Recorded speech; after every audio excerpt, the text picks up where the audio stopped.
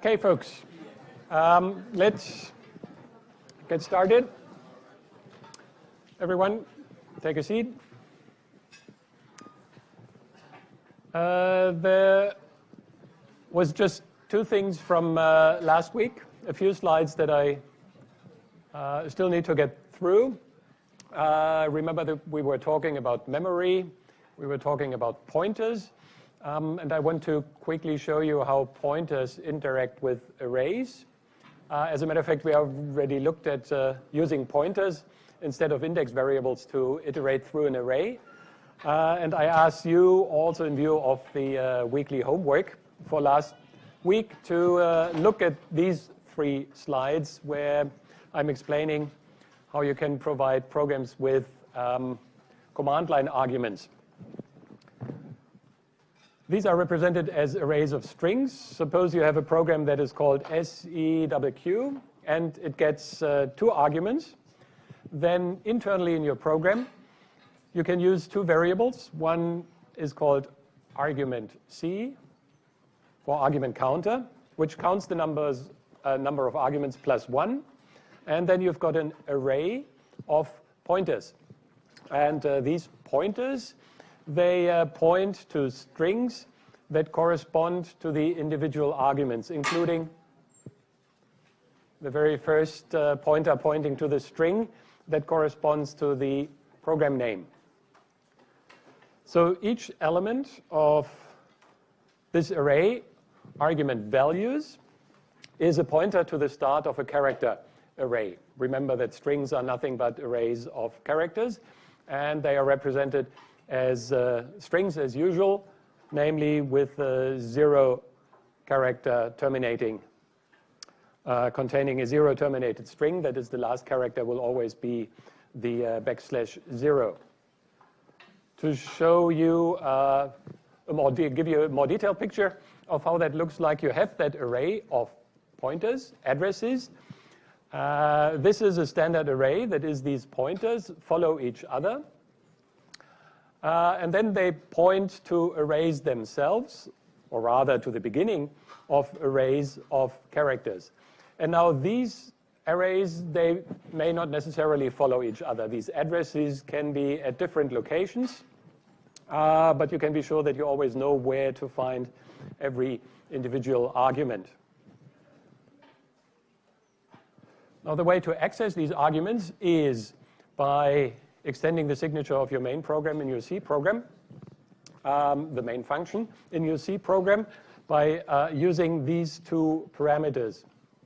The first one is the argument count, and the second one is that argument value that is officially defined as an array of character pointers. This is why you have exactly that signature. Argument values with the two brackets means you have an array, and you have a pointer to that array of type characters. So we've already seen that argument counter stores the number of command line arguments plus one, so it will be 1 if you only call the program and you don't provide any arguments. And argument values is the strings with the program name, and the command line arguments, which, even if you have numbers, like in our example, they are represented as strings. And if you want to deal with them as actual values, then you have to convert a string to, for example, an integer. And you can do that with two functions that are provided in the standard library stdlib for standard library, which converts a string either into an integer, or if you use A to F, converts a string to double. And then it can also be assigned to a float variable. So then there's that one small exercise, which is very similar to one of the homeworks, where the task was to write a program that checks whether it is being called with exactly one command line argument. If that is not the case, it should output an error message, or rather a usage message to indicate to the user that exactly one command line argument is required. Then the command line argument should be converted to an integer. And to that integer, we want to apply Collins's process, which we've already looked at with another very similar exercise last week. Now I'm going to show you how you would do this based on what we've just seen. It is very clear how we want to deal with that command line argument. First of all, this is the exact same function we had in the other Collins's program last week. Applying that process, either divide a number by 2 if it's even, or multiply it by 3 and add 1 if it's odd, until you reach 1. And now here's the main the main function. You see the main function now has these 2 arguments.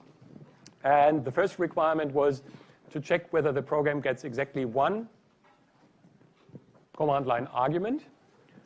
We do that in the first line, where we do check whether the parameter argument count is 2 or not. If it is 2, it means we got exactly 1 command line argument. If it is not 2, then I'm outputting a message that says the usage should be take the program name, which you can find in argument value 0, and add a number to it. So that indicates to the user that they haven't called the program properly.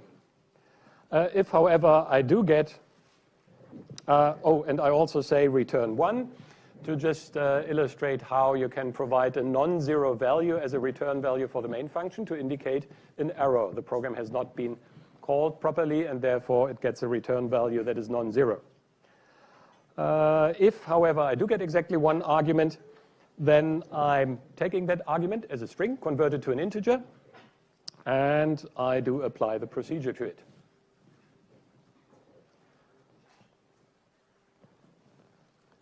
So this is the program that I've got here, Collatz2. If I compile that, let me just do it straightforwardly without any command line arguments. It produces a.out, which is the small program that I've got here. And now if I call it without a command line argument, then I do get that usage message, which says that you should call the program with 1 number as an argument. And that would also happen if I provide it with 2 arguments. I need exactly 1 argument. So if I do that, and let's say I'm starting with 9, then you can see it starts the procedure. It has converted the string 9 into the number 9, and it just applies the procedure that we have seen. So this is how you can always access the command line arguments, which can be very useful. We have seen that GCC, for example, also accepts command line arguments. When we say -w all or -w error, this is all command line arguments that we provide the program with. So here's the solution that we've already looked at. Let me also mention that you can view argument value itself as a double pointer. You can view the array as giving you the address of the array of pointers, and that would be the address of where you find the first address of the first string. And this is why you will sometimes see C programmers, instead of using the parameter structure that we've seen earlier, where we set char character star argument value brackets, you can equally say character a pointer to a pointer of type character argument value. And that works just as well. And you can still use argument value 0 because of that interchanging the addresses of an array and the use of index variables to access individual elements. Now, last thing before we move on to today's topic, when we look at pointers and structures, we see that just like with arrays and other variables, you can get the address of a struct via that ampersand symbol. For example, if we look at this definition of a struct that contains some information that might be in a database of an employer, you have a name, you provide the date, the birthday as a date, where here the date is represented as a string. some status information and salary information. And then suppose we define a variable w of type worker t, and we also define a pointer wp to that type worker t. So wp is a variable of type pointer to that struct. Then we can use that pointer in the exact same way as if we had a pointer to an array.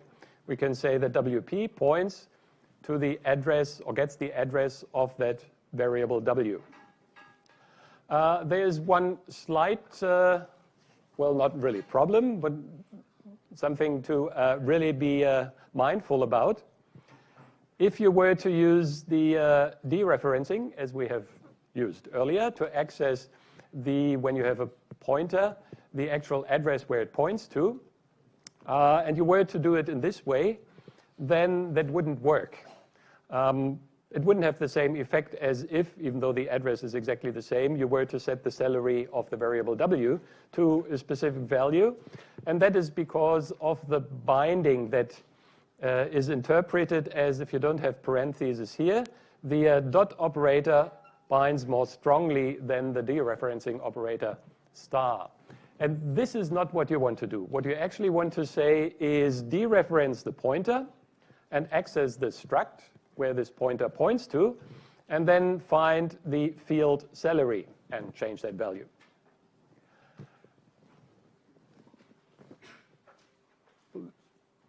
The fact that this might be unintended, if you do it in this way, has led to an abbreviation for this type of syntax, where we use that minus greater combination to indicate that we have a pointer that points to a struct, and we want to access a specific field within that struct.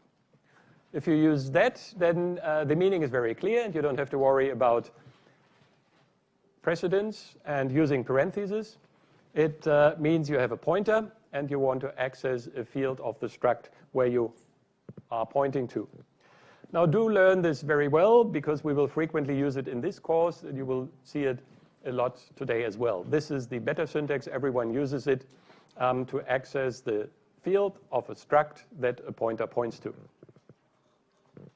And it does have the exact same meaning as, before I come to that, let me illustrate how that would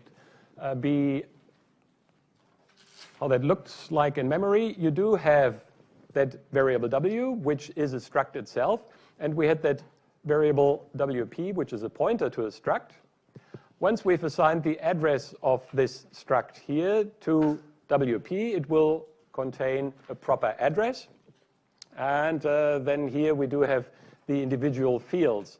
And we can now access an individual field, like the status or the salary, either by saying w.salary or by saying wp, and then that syntax minus greater salary. And that would now have the exact same effect. And you will see that this syntax minus greater, that really illustrates that we're using a pointer. You can really read that minus greater as an arrow that points to a particular address in memory. Now, when we have any definition like this, where we have defined a struct type and we have a variable of that type, and we also have a pointer of that type to which we assign the address of that struct, then these three will always denote the exact same thing. You access the particular field, particular element with the dot notation using the actual struct variable, or you use that pointer notation for a struct pointer to that element or field, or you dereference that pointer, but then you have to make sure that you put parentheses around it. And since this is very easy to forget, when you use the pointer, the situation that or the syntax that we see in the middle is the most common syntax. And again, to illustrate what happens, you have a pointer variable that points to the beginning of a struct S, and then you can access individual elements in that struct. Okay, so that concludes this. Unfortunately, last week I forgot that I had added this tips for week 3 problem set, and I will always have that at the end of every lecture. Now, it might be a bit too late if you've already done the problem set. If you have not, then it's certainly not too late. You can still click on the problem set, and if you don't click on Show the Solutions, then you can still try to solve all of this. This is just summarizing what needed to be done. And in particular, exercise 5 checks your understanding of pointers for arrays and structs and pointer arithmetic. If you haven't done that exercise, I really very highly recommend you to do that, also in view of the assignment. And the last bit of advice was the challenge exercise I thought was quite interesting. Rack your brain and do not use any string functions. If you were able to solve the challenge exercise, congratulations. That really isn't easy. If you haven't looked at it, then I recommend to do that just to see if you can solve it. But also, as I said, it's not really very easy and might go beyond what would normally be expected from you in this course. That brings me to the end of that part where we started to look at actually not really abstract data types just yet. This is what we want to do today. We looked at what you can call abstract data objects. And as part of this, how we handle larger projects in C with the help of compilation of individual modules for which we can design makefiles. And then we've started to look at pointers, which will play a very prominent role also today. Some suggested reading if you want to read more on the things that we talked about. And with this, I'm now moving on to dynamic data structures. This will be the topic of today, and actually that will then complete the introduction to, or the focus on data structures, and as of next week, we will start looking at algorithms. Now, things to note, assignment 1 is almost ready and will be released tomorrow. It will be due on Monday, week 6. So you do have a little less than 2 weeks to solve the assignment. I will say a few words on the assignment just now. Do note that it will heavily be based on dynamic data structures, which we are learning today. So it might be a very good advice to, first of all, go through the material again if it wasn't clear that we are talking, if anything wasn't clear that we're going to talk about today. And also do the problem set for this week first before you start working on the assignment. Next week, we will begin with algorithms, and the first thing that we're going to talk about is how to analyze the runtime behavior of algorithms. As for the assignment, the main themes will be basic control and data structures, as well as abstract data types, and in particular dynamic data types. This is really very important, so everything that we will be talking about today will be needed for this assignment. A few tips. When I release the assignment tomorrow, you will see that it comes in 3 different stages, and I do that on purpose because this is only going to help you. I would like you to solve the assignment in these stages. Try to solve stage 1 completely and then move on to the next stage. My recommendation would also be to keep and store your solution to each stage after you've tested it before you move on to the next stage. Because if you then somehow mess up your program, you can always go back at least to the previous stage and possibly start from scratch. And also you would have a backup program to submit, because even for stage 1, actually stage 1 will give you half the marks for performance already. Even if you don't, if you aren't able to solve stage 2 and stage 3, stage 1 will give you good marks already. Do note also that I'm going to provide some test cases, but only very few, and certainly not enough for you to be sure that your program will work under every conditions. As a software engineer, you have to learn to develop your own test cases and to very thoroughly test your program with your own test cases. So just passing the test cases that I provide won't mean that your program is going to pass all the tests that I will do after you've submitted your program to really thoroughly evaluate yours. What you will also see in the assignment is that there will be a time complexity a simple one, analysis required at the end of your assignment before you submit. We haven't talked about this just yet. Do wait until next week, and then you're able to do that time complexity analysis. I need to point out that your program must be entirely your own work, that I will use plagiarism detection software to compare every submission that is being submitted against each other, and also against anything that I can find on the internet. So I do advise you not to copy, certainly not code, but not even ideas from others without acknowledging it. And on the other hand, do not use a publicly accessible repository for your assignment, and do not allow anyone, really not anyone, to see your code. And don't even do that after the deadline, because there might be special considerations where some of you get extensions due to unforeseen circumstances after the deadline. So even after the deadline, someone might want to trick you into showing them your code. Please don't do it. You just get yourselves into trouble. With this, let me move on to something a little lighter. Today I'm going to start a series of advices from a very nice booklet, which is called The Tao of Programming. As you all know, Tao means the path to enlightenment. And this little book contains lots of nice and interesting sayings on the Tao of programming. We will start with one which is going to be very useful for both today's lecture as well as next week. We will be talking about dynamic memory allocation, which is all about space. We know that space is limited on any computer that you have. And next week we will talk about the efficiency of algorithms, which is all about time. Now let's see what the Tao of Programming has to say about space and time. It says, in the beginning was the Tao. The Tao gave birth to space and time. And therefore, space and time are the yin and yang of programming. Programmers that do not comprehend the Tao, they are always running out of time and space for their programs. Whereas programmers that comprehend the Tao, they always have enough time and space to accomplish their goals. How could it be otherwise?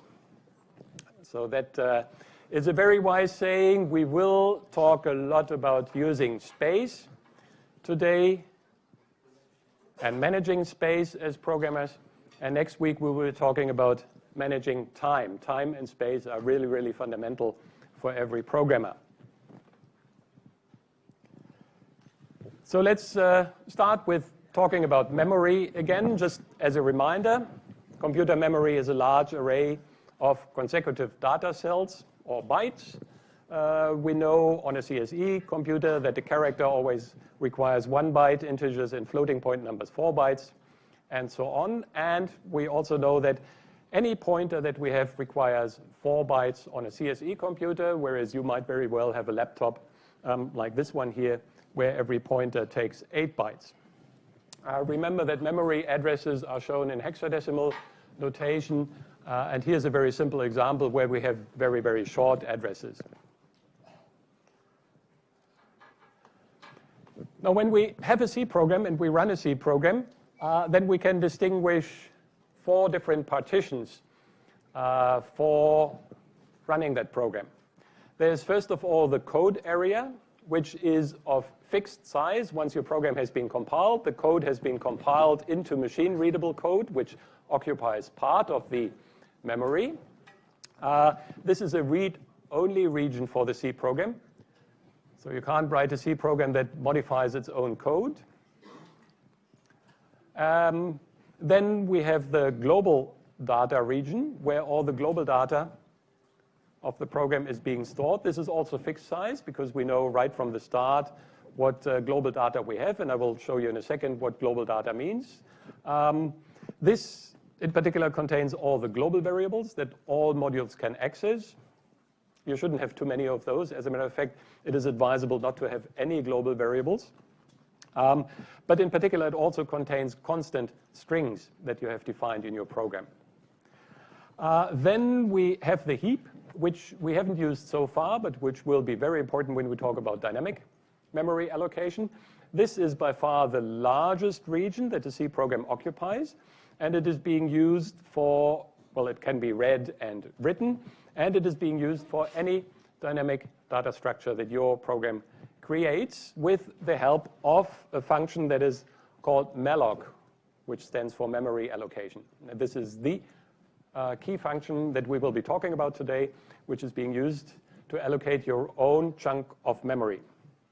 Lastly, we have the so-called stack, which is also a dynamically allocated, or where you would find dynamically allocated data, but it's not dynamically allocated data that you yourself as a programmer create, but it is created automatically when your C program executes every time a function is being called. All the local variables for that function and the parameters, they will go into the stack and will be removed as soon as a function terminates. So your C program takes care of handling the stack, whereas we as programmers ourselves have to make sure that we handle memory in the heap properly. So just to illustrate this, on the one hand, we have code where your C program is being stored. As a matter of fact, once it has been compiled, it certainly doesn't look as readable as we have it here, but it would be corresponding machine code for that program code. Then we have global data, which, for instance, consists of any variable that has been defined as global, but in particular, every string that occurs in your program. When you use double quote, any string, such as the one that we've seen in collets2.c earlier, where I had that usage message in the program that was a string, and that string would be stored in that area global data. Then we've got the heap, which, as I said, we haven't used so far, but we will use very heavily today for our dynamically allocated data structures, which can be structs, individual variables, it can be arrays, so it can be just anything for which you want to use it. And then we have the stack, where you will always find all the variables of functions that are, for example, arguments. So if the main function here would take the argument count and argument value, then that would occur in the stack. If f has local variables x and y, they would occur in the stack. If you call g, then its local variables would occur here. And if you have a recursive function, then you would always see, as you get deeper and deeper into a recursive call, copies of these local variables being put on the stack, which is why when you have a non-terminating recursion, so a function continues to call itself, at some point your C program will tell you that it runs out of stack space because it doesn't find any more memory to do a further recursive call. Just a quick exercise. Remember the program that we had at the very beginning, where we were sorting an array of elements. I did have, it was not exactly this array, but I had an array of elements initialized with 3 values as a global variable. Then there's this function, insertion sort, and the main function, which just calls insertion sort with that array numbers and the size, and then it performed the insertion sort. Question to you, which memory region are the following objects located in? Where would you find insertion sort? Remember, we have these 4 areas: code, global, heap, and stack. Sorry? Code, yes. Code is where you would find the start of that function. The first element of that array numbers, where would that be? Global, yes. It would be global because it is defined outside of any of these functions as a global variable. Very good. What about n, which occurs here? Where is that? Stack, yes. It would be on the stack. It doesn't exist when the program starts, but as soon as insertion sort is invoked, this variable n will be created on the stack, and assigned the value 3. What else have we got? Array 0, which is being used, well, somewhere here. Array 0, the first element of that array. Now, at the beginning, it doesn't really exist because this variable doesn't exist. It only comes into existence when we call insertion sort. But suppose insertion sort has been called and we are inside this function. Where is array 0? Is it really stack?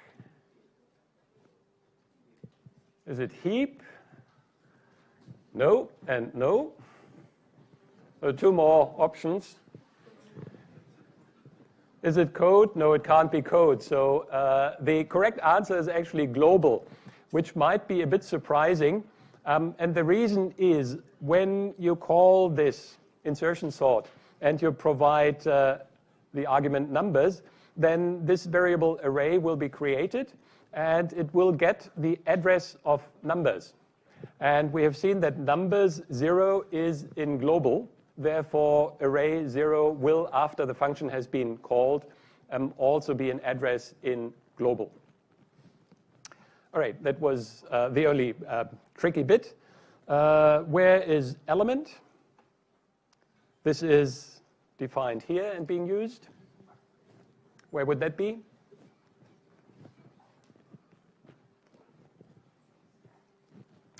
It is a variable that is in the stack, yes. And it might get a value, but when it gets a value, then it will get the value copied that is in array 0, for example.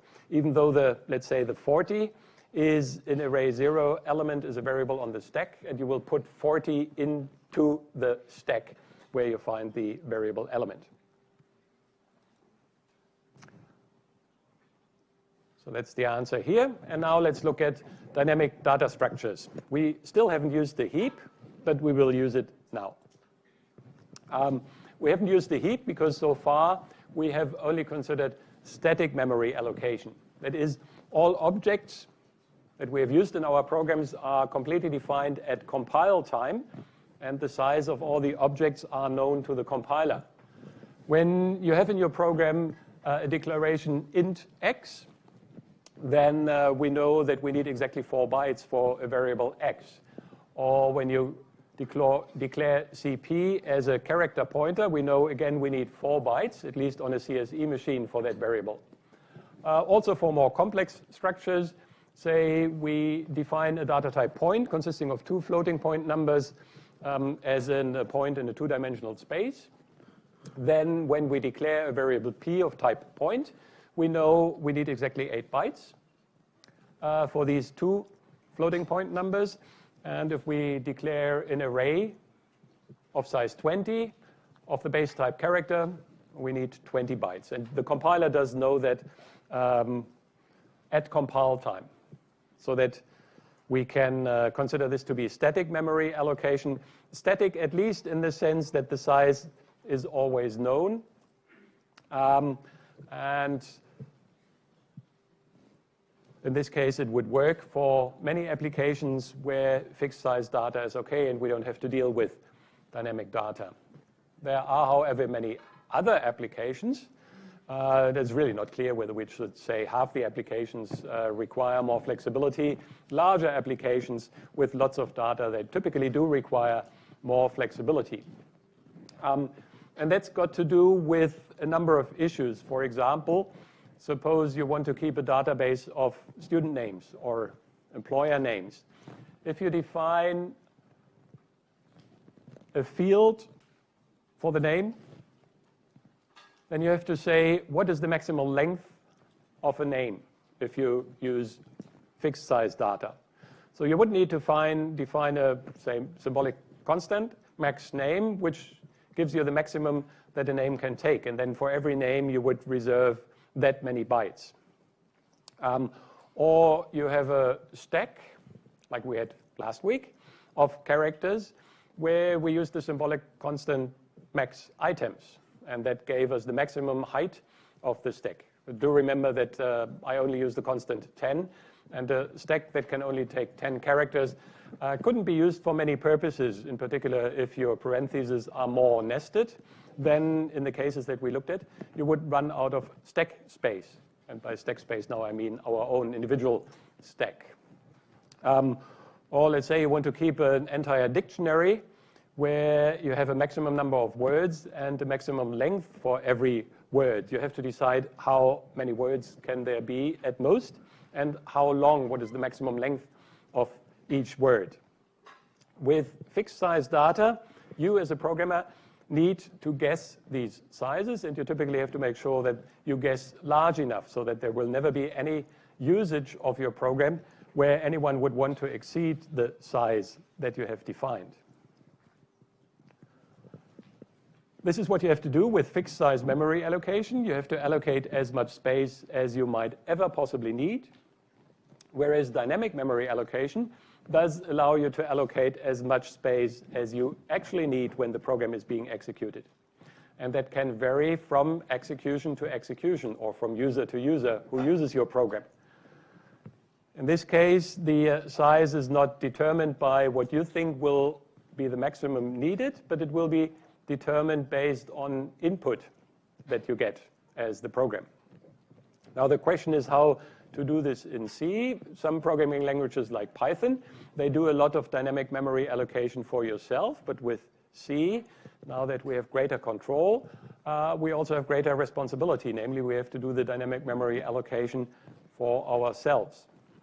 And how we do that in C, all data allocation that we have looked at so far are static, except for the stack data when we have recursive calls of functions, for instance. Then, of course, they will be dynamically created and removed as you enter and exit a function body. But the size, again, is always known in advance. So now how do we do that in C? Let's have a look at a very simple example. Suppose you want to write a program that reads integer data from standard input, like the keyboard, and you don't know in advance how many integers you will get and have to process. You want as part of input, the number of integers that you will have to process in such a way that the first number is interpreted as the number of numbers that will follow. The rest of the numbers are read into a vector, and the subsequent computation uses that vector. For example, adds up all the numbers or sorts these numbers for which you really need that array or vector. So your input might be the first number is 6, and then you know you can expect 6 numbers that, for example, you have to sort. How do you define a vector when you don't know in advance how many elements that vector requires? There's that one standard solution where you allocate a large vector and then only use part of it. Say you hash define a symbolic constant 1000 to say this is the maximum of numbers that I will ever get. And then you can use a variable int number of elements. You read the first number, interpret this number that you get as the number of elements that you will require. To be sure that you're not exceeding your vector that you have defined, you might also say that you want to assert the number will never be greater than 1000.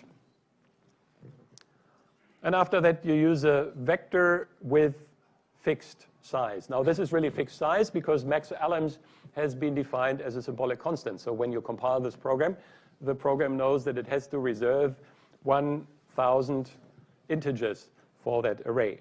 And then you can use that array and read in all the other numbers. Now, that works okay, obviously, unless you have too many numbers, then this program will terminate because the assertion will not be satisfied.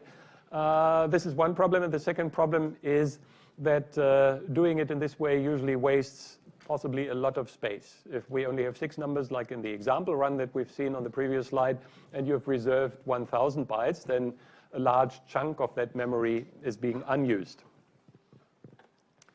So that takes us to the use of the heap and the use of dynamic memory allocation. And this program snippet shows you how we can do that in C. Now, First of all, we need that library standard lib again, because that provides us with the function memory allocation, malloc, that is being used here. Then, as before, I'm using a variable number of elements. Read in a value for this, for example, 6, in the input example that we've seen earlier. And then I do the following. I create a dynamic vector of size 6 integers. And I can do that as follows. First of all, vector is defined as a pointer to an integer, and this will be the beginning, the first address of my dynamic integer array. The variable I will be used later just as an index variable. Then I'm using a variable which I call number of bytes, which I'm going to use to compute how much space do I need for the vector.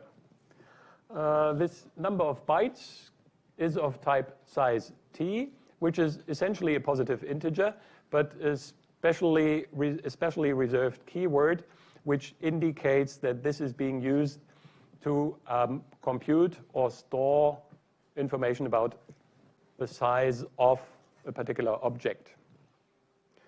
Now, how many bytes do I need? It is very clever in your program not to write, in this case, it would be number of elements times 4, because you might execute your program on a different architecture, and then the size of integers might vary. So it is usually much more clever to write a portable program to use that function sizeof, which is also provided by standard lib, that returns the size in bytes of any type that you provide it with. So on a standard CSE machine, size of int would always be 4, size of character would always be 1, and so on. So to compute the number of bytes that I need, I take the number of elements that I've just read in, and this is a value that I didn't know at the beginning, but it has been determined by the user who runs the program, and multiply it by the size of every individual integer. And then I am using this function malloc, memory allocation, which gives me the address of a memory region on the heap that from there on is being reserved for this particular purpose. I can be sure that if the number of elements was 6 and I multiply it by 4, that I get 24 bytes that are now reserved and will not be overwritten by anything else until I free that memory again and I tell the system that I don't need these 24 bytes anymore. Now here's an interesting additional line that you should also always use whenever you try to allocate memory. Memory allocation might fail in the very unlikely event that the heap is full and you can't get as many bytes reserved as you want.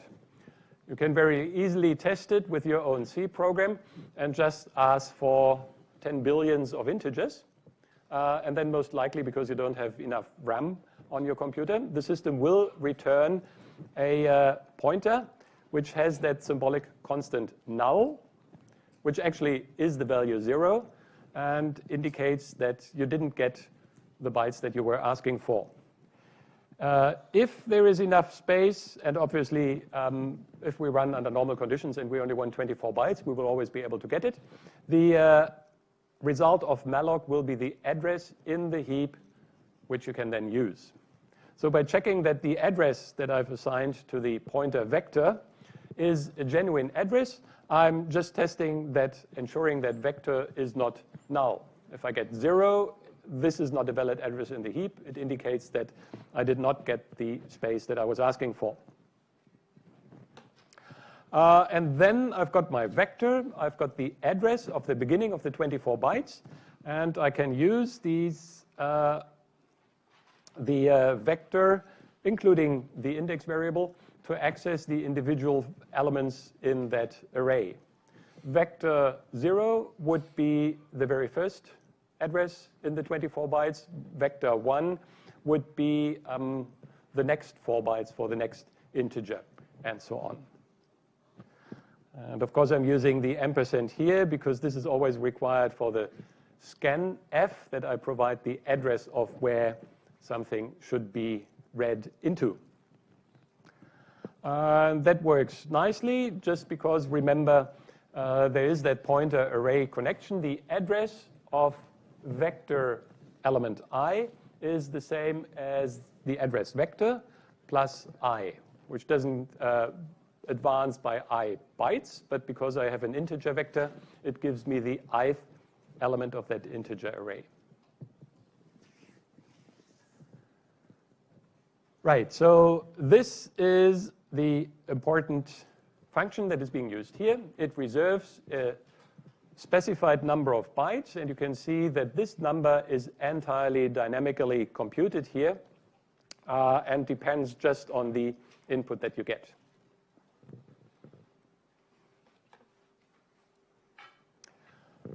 So recall what is happening here. We have the code, global data, and stack, and this is what we have used so far. And now we are using the heap. Each and every time you use malloc, it will reserve bytes on that heap. And this is actually the largest area in every C program. A few more words on malloc. The function signature is that it takes as argument a value of type size t, the number of bytes that need to be reserved, and it does return a pointer of no specific type. That is, it basically returns an address that can then be assigned to a character pointer or an integer pointer, or even a more complex struct pointer. What the function does, I've already explained, it attempts to reserve a block of exactly n bytes in the memory region that we call heap. It returns the address of the beginning of that block. And if there is the very unlikely event that you asked for too much, or there are lots of other programs running in parallel with your C program on your computer, if there's insufficient space, then it returns 0, for which we have that symbolic constant null as a vector. And do note what I've already said, that size t is essentially a positive integer, but it has this specialized interpretation of applying to memory sizes measured in bytes. It is also that function that I've used earlier, sizeof, to determine that, for instance, 4 bytes are required by an integer, also returns a value of that type size t. Now, here's another very simple example and a graphical illustration of what happens. Suppose I'm defining a character pointer, CP, as a variable. Then before initialization, I don't know what value is in there, and I better not access it. But then when I execute, or I call the function malloc with, in this case, the argument is 7. I want 7 bytes. And what I'm doing here, just to make very clear what the return type should be of malloc, I'm taking the unspecified pointer and convert it with the help of type conversion into a character pointer.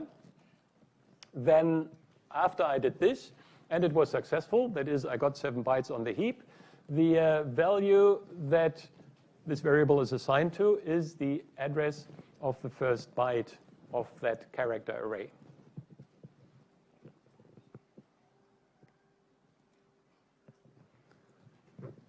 A few more things to note. I've already said that it is part of standard lib. So every time you want to use malloc, you have to include standard lib. Its parameter is assigned in units of bytes. We've already said that. We said that its return value is a generic pointer, which can be assigned to any pointer type. And I've also very highly recommended that the return value must always be checked because it can be 0. And then your program, as soon as you start to write into address 0 without having checked it first, will just crash. the required size should always be determined, not like in that very simple case where I just put in 7 here, but good programming practice would be so that you have a portable program to determine the required size by a calculation like this, the number of elements that you want memory space to be allocated for, times size of the element type, which can be int, which can be a character, but it can also be of a more complex type, like a structure that you have defined yourself. Let's have a look at this example. Suppose you are asked to create memory space for 1,000 speeding tickets. And by speeding tickets, I'm referring back to the, well, not really lecture in week 1, but the very first lecture in week 2, where we have defined a struct ticket T for ticket type consisting of, if I remember correctly, a date, a time, and the number plate. So we did have a definition somewhere.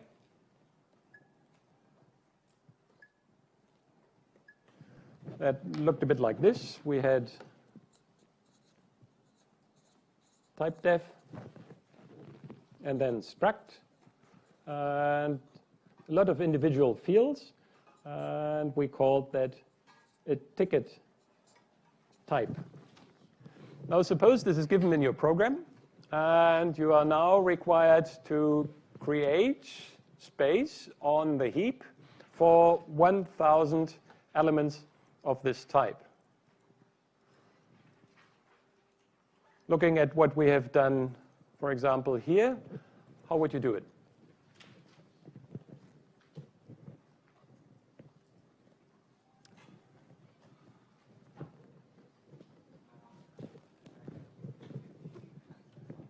Say that again. Yes, that is correct. So the answer was you do malloc 1,000 times size of ticket T. Yep. Oh, there's another parenthesis missing, which we have here. Now, what do you do with it? So just mallocing it is not enough. You have to use the value somehow. A pointer. Yes, you need a pointer. And of what type should that pointer be? Ticket T. Yes, you need a pointer of that type ticket T. So you would define somewhere a variable ticket T star P. And that would be your pointer of type pointing to ticket type. Do note that size of ticket T, this is the nice thing about that function here, determines the size that that complex struct needs. And as I said, it can be different on different architectures.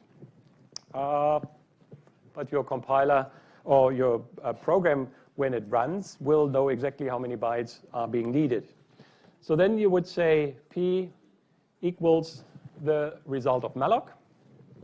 And that is perfectly OK. What you could do is to make it even clearer what you want to do with the result, which officially is a pointer to a generic type. You could type convert it to ticket T star to make sure that this malloc is being interpreted as a pointer to ticket T. I always advise doing this because that gives you an additional check that you have used the right type. It is very important to use the right type because when you then advance a pointer, as we have seen, if you say P++, if you were to use a character pointer, it would advance only 1 byte. Whereas if you use a pointer to the type ticket T, then P++ will actually jump ahead as many bytes as one particular struct takes. Anything else that we need to do? Check, yes. It is always advisable to check and to say that we want to make sure assert P is not null. before we start using the memory region that we have assigned here. Very good. Now, what about that second example?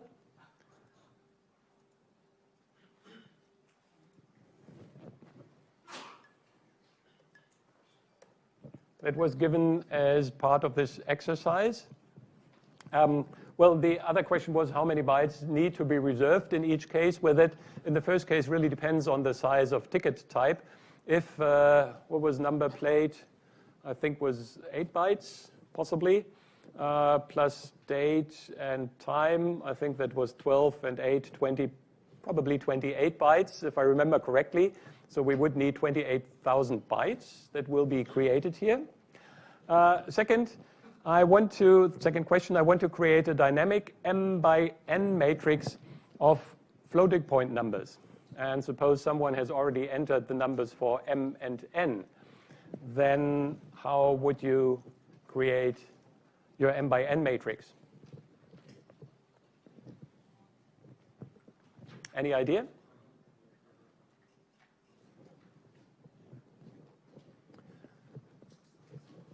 What's a straightforward idea? We need an m by n matrix of floating point numbers.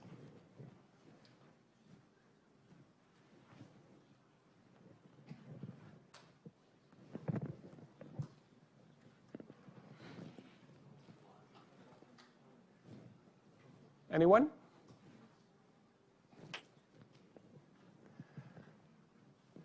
So the most straightforward way would be to create a what corresponds to a two-dimensional array as we have used earlier when we've defined array matrix with just 2 dimensions, matrix 10, 20, for example.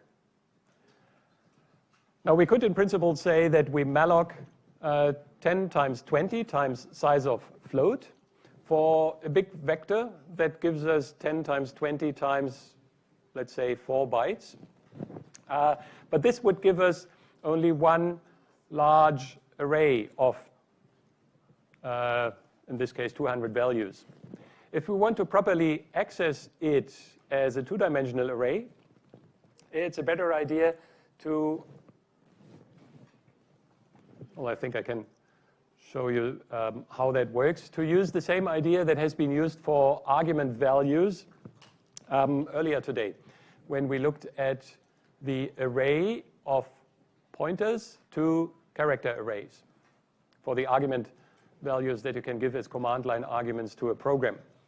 And you can use the same trick here. You define a matrix as a sequence of pointers for every row, and then every row itself is a sequence of floating point numbers. This is what I'm defining here. I'm defining matrix as a pointer to a float, and I'm first of all mallocing enough space for vectors for every row, making sure that I get enough space for these pointers to every row. And then for every individual row, which I can access with the help of that index, I'm mallocing enough space for the entire row, depending on the number of columns that I have in my matrix. And I'm ensuring that I've got enough space in every individual case. Now I'm claiming here that I need 4 times m plus 4 times m times n bytes. This is very easy to see when you draw a simple picture that illustrates the memory layout of what I'm creating here.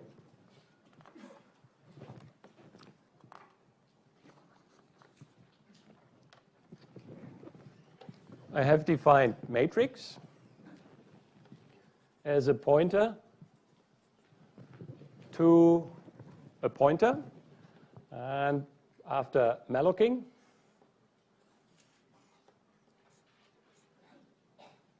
it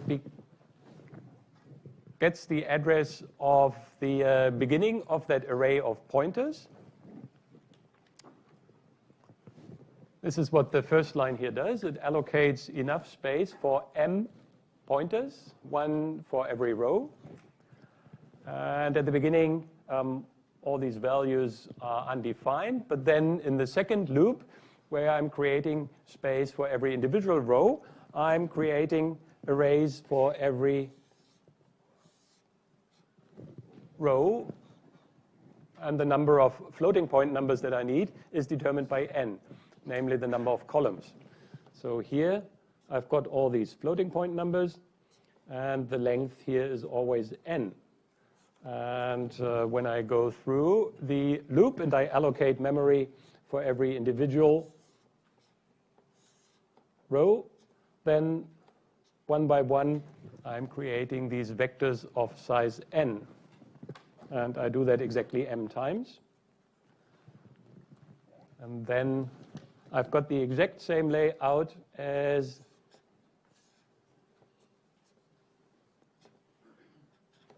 we have seen in the argument value array, where I also had a vector of pointers, one pointer pointing to each string that was encoding the arguments that the program got.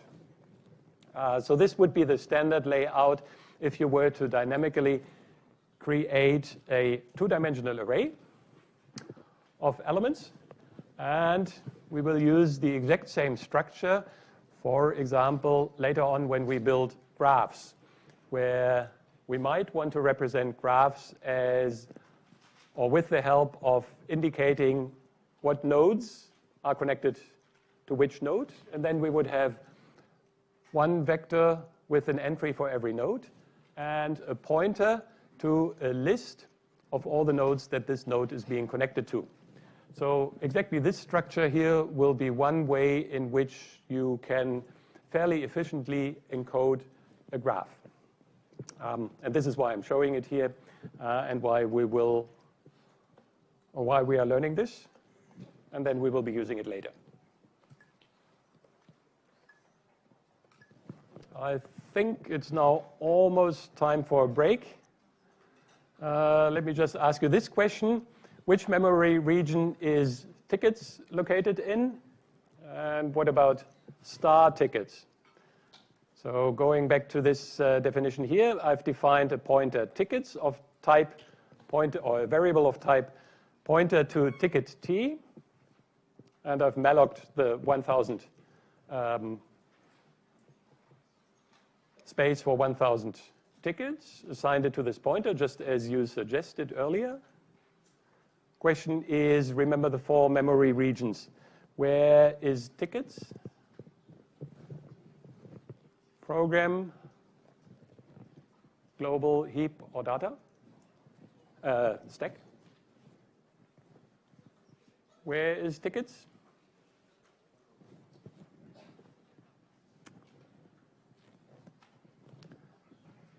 Tickets?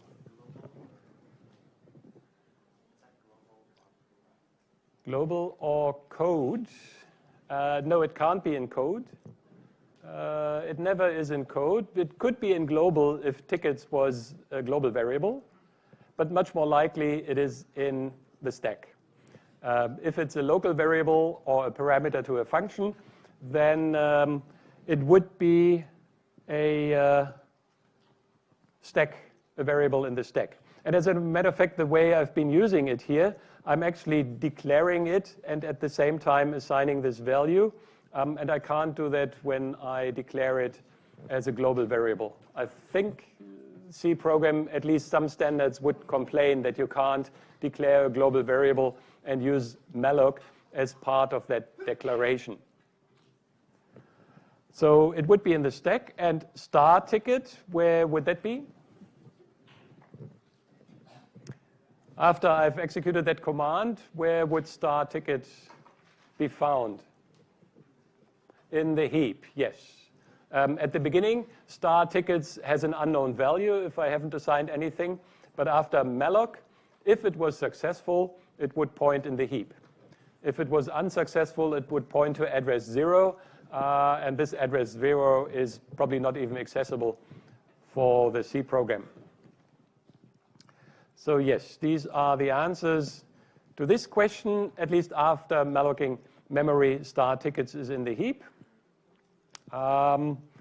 And with this, I think before I come to, now we've learned how to allocate memory. I'll have a short break for 10 minutes, and then we will learn how we can deallocate memory when we don't need it anymore.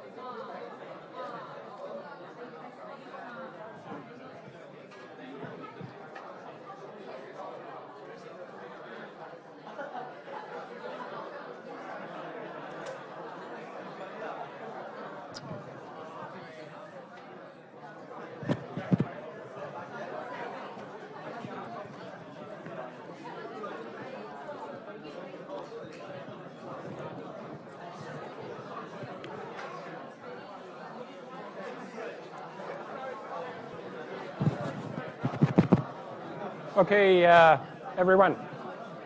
Part 2. Listen up, this was interesting. I got everyone. Take a seat. Stop talking. Thank you. I got one possibly interesting clarifying question during the break on this definition of the two-dimensional matrix of floating point numbers. First of all, how did I define that matrix? Remember that this was a vector of pointers, and matrix itself is a pointer, therefore, to a pointer to a floating point number. So an element in here is of type float star, and when I then define matrix, the correct syntax would be to say that matrix is a pointer to an object that in itself is a pointer to a float. And this is why matrix got that type here. You usually don't use the parentheses, you just say float star star matrix to indicate that you have this double pointer. I think it would in principle be possible to say float star star star p, but a pointer to a pointer to a pointer to a float is just the same as a pointer to a pointer to a float, and therefore it doesn't really make much sense to use this. Also, remember, because of that connection between addresses, pointer arithmetic on the one hand and arrays on the other hand, if you have assigned the address of that first element to matrix, can you please, everyone, stop talking? If you want to, for example, access the next element, then there are two different ways to do this. You can either say matrix plus 1, which gives you the next pointer in here, or you can say matrix bracket 1, the array syntax. And we have learned that these are interchangeable. Often this is more readable, and this is why I've used it in my code as well.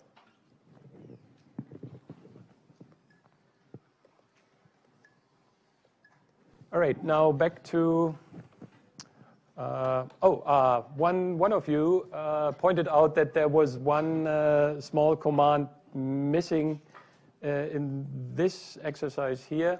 I will correct this.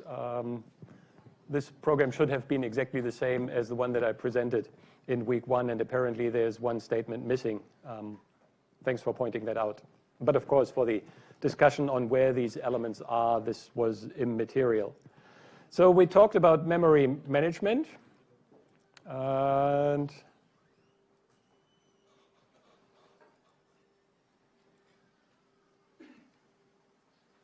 we were here,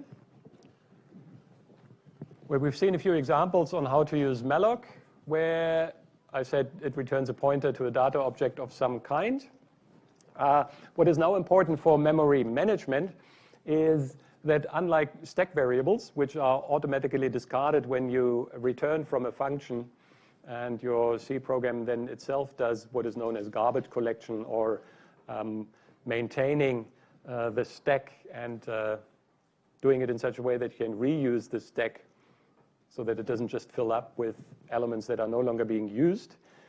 When we use malloc, then everything that has been allocated exists until it is explicitly removed. So it is your responsibility as a programmer to make sure that your program controls the lifetime of a dynamically allocated object and that you get rid of it when you don't need it anymore.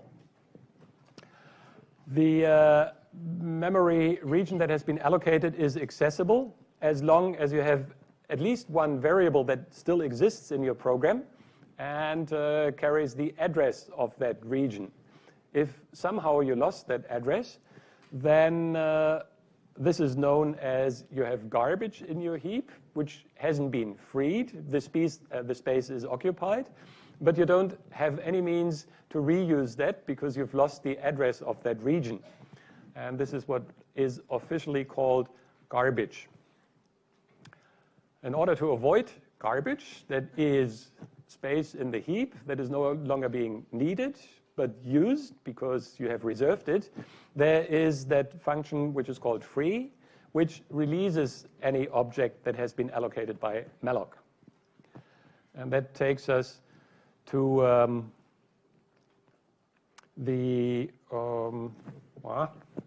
we will do that a little later, the freeing the memory management. Do remember that malloc should always be guarded. That is, once you've assigned the return value of malloc, you should always make sure that you don't proceed until you have checked whether you really got the space that you were asking for. A simple way to do this would be to just assert, in which case your program would terminate if there wasn't enough space on the heap. Another possibility, of course, would be to print out an error message, as in running out of heap space, and then terminate the program. Once you've passed that check, you know that it's safe to use the vector. Here's the other alternative that I've just mentioned. You could, for example, output an error message and say out of memory, and then exit the program with the help of a function that is called exit, which has the exact same effect as a return statement from the main function, but it can be called anywhere. And it would immediately halt the execution of the program, and it would return with the value 1 here, in this case, indicating that the program has terminated abnormally. In that printf statement here, I've actually used a variation. Instead of just simply printf, which would always print to what is known as the standard output, which would normally be the screen, I've been using the variation fprintf for file printf, which takes an additional argument where you can tell the system where it should print something to. You can, in this way, print into a file, that is, save information in a file, or you use what is known as standard error, a particular standard output stream that is being used for error messages. Now, standard error is by default also the screen. So whether you say printf out of memory or you say fprintf standard error out of memory normally doesn't make a difference unless you told your system that standard error should be something else and not the screen. And sometimes, as a programmer, you want to distinguish between proper output and output that corresponds to an error message. For example, if you want to auto-check your program, you want to auto-run a program, then you may want to direct the output that is an error message into something different to check that there is no error than the normal output. And as I said, exit v terminates the program with the return value v, just like a return v would do if executed in the main program. Now to memory management. As I just said, free is the function that you can and should always use to free the memory that has been allocated if you don't need it anymore. Free takes an address that is officially a pointer to an arbitrary type as an argument, and it releases exactly the block of memory that has previously been allocated by malloc particularly at this particular address. You don't have to tell the system how many bytes to free, because the system remembers that if it has allocated, let's say, 28,000 bytes for 1,000 speeding tickets at a specific address, FFFF, for example, and you say free FFFF, then it would remember that it was 28,000 bytes that have been reserved, and it would free all 28,000. What you should never ever try to do is to free an address that has not been malloced.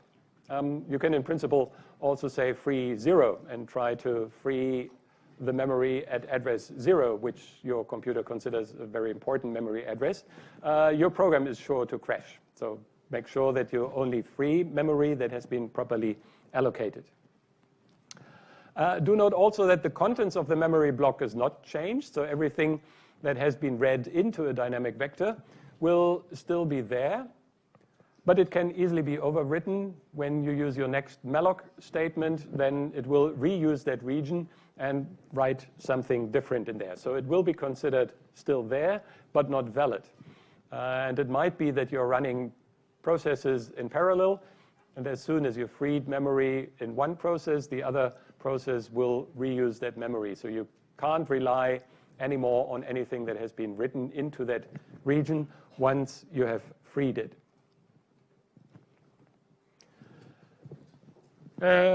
This is a very stern warning. That flexibility and responsibility, or that flexibility that we have in C to control our use of memory by ourselves, unlike in other programming languages like Python, comes with a lot of responsibility. And that means that if you use malloc or free or even pointers themselves carelessly, then you can be very sure to mess up the data in the heap, so that later mallocs and frees can cause a lot of different errors. For example, runtime errors, that the system tells you you're trying to access an address which you shouldn't access, which doesn't exist, and so on. And the problem with this is that it can possibly occur very well after the original error. So at some point you might see your program crash, and at this point when you go back to your program and check what it doesn't seem to do anything wrong. In particular, you might allocate memory correctly, you might use that allocated memory correctly, you might free it correctly, but the reason that your program crashes at this point might be that many, many steps earlier you have not properly allocated or freed memory. And then the system already started to confuse things which only showed much later.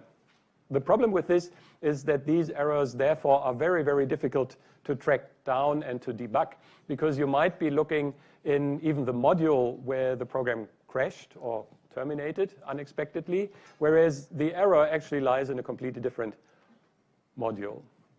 And this is why we as programmers must be very, very careful with our use of malloc and free, and always make sure that they are used correctly. To stress that point, if an uninitialized or otherwise invalid pointer, a pointer with an invalid address is used, or you access an array with a wrong index that is either negative or out of bounds, then any of these things that are listed here might happen. Program aborts immediately with a segmentation fault. This is a fault that every C programmer hates, because it means when you see a segmentation fault that something is wrong and you have absolutely no idea where and why.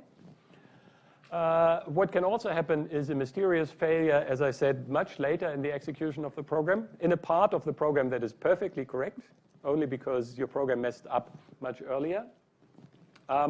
You might see your program terminate correctly, but printing values that are very unexpected, simply because it was accessing values in a region where you expected other values. What's even more disturbing is that you might get correct results when you run your program today, but an incorrect result when you run it tomorrow.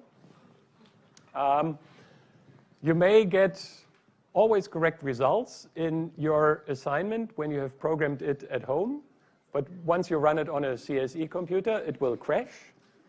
And then students always come to me, but it was working at home, and how can it not? It must be your compiler that you're using, or it must be something else wrong. But no, in all these cases, it is that your program did something wrong in the heap, and you were just very, very lucky that it didn't show when you ran it at home. It's the same with uninitialized variables. You might be very lucky. You want a variable to be initialized as 0, and in 99% of the executions of your program, it happens to be initialized with 0, but you haven't properly initialized it. And then the 100th time that you run the program, it doesn't work because it actually has a random value. The most desirable is actually, although we hate this, the segmentation fault, because then at least we know that we did something wrong in the heap. Whereas the least desirable is that your program works one day and doesn't work the next day. In this case, however, if you started to use memory allocation, then it is very likely that, again, it's wrong use of dynamic memory allocation and freeing that memory. The point is that when you have a pointer variable, then you can check whether the value is null. You can see whether it's 0 or non-zero. You can maybe check whether it's a proper address, but it is very hard to say. If it's a very low value like 1 or 2, then this is very unlikely that this memory region will be used by your C program. But again, you can't be sure because you don't know where exactly the heap will be, and that might even change with every time that you execute your program. So what you definitely cannot check is whether it's a valid address.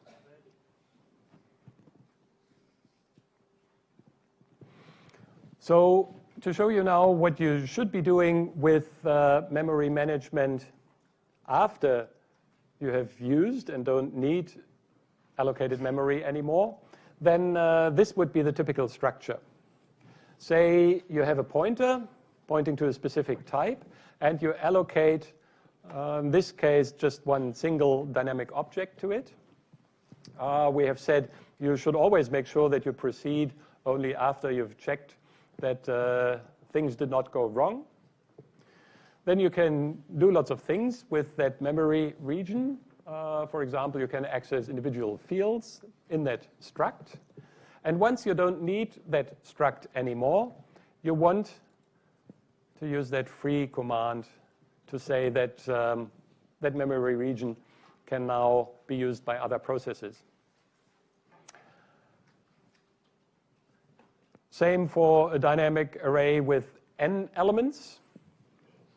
You would use typically a format or a structure like this. You allocate n elements times the size of the element type, bytes. And you assert that you got what you wanted. Do whatever you want to do with that memory region. And in particular, you can use that if you have a pointer, because of that relation between pointers and index of arrays, individual elements in that array. And in the end, once you don't need it anymore, you use the address that you got back from the initial malloc call. You're free, whatever you have been allocating. As I said before, your C system will know exactly how many bytes it can free when you use that command. Now, a well-behaved program really does the following. It allocates a new object via malloc. It uses the object as long as it is needed, and as soon as it is no longer needed, it uses that function free. A program which does not use free, every object before the last reference to it is lost. That is, you as a programmer have decided that you don't need it anymore, and your program throws away the address because it doesn't need that dynamically allocated object anymore, but you haven't freed the memory. Then this is known as memory leaks. And this is something that you might have heard of before. Often, this is a very common source of errors, you often have programs that have memory leaks to run for a very long time and to function properly. But after they have been running for a long time, at some point, the system says, I'm running out of space. Even though each and every time you did something in a loop, you were only allocating 4, 5, or 10 bytes. But if you didn't manage the space properly and freed the memory that has been allocated, even if it was always only 4 bytes, then eventually your system will, because of these memory leaks, terminate because the available heap space will have been exhausted. Now, let's have a look at another example where I'm going to show you how to use dynamic arrays. This is quite a simple example. The idea is to write a C program that uses a dynamic array, or rather 2 dynamic arrays, by prompting the user to input a positive number n, then allocate memory for 2 n-dimensional vectors of type float. It also prompts the user to input 2 times n numbers for each vector, and then computes and outputs the inner product of 2 vectors. And if you've done the homework for week 2, then you would know how to compute the inner product of 2 vectors. Most importantly, it is also required to free the allocated memory at the end. Let's just have a look at the program that achieves all this.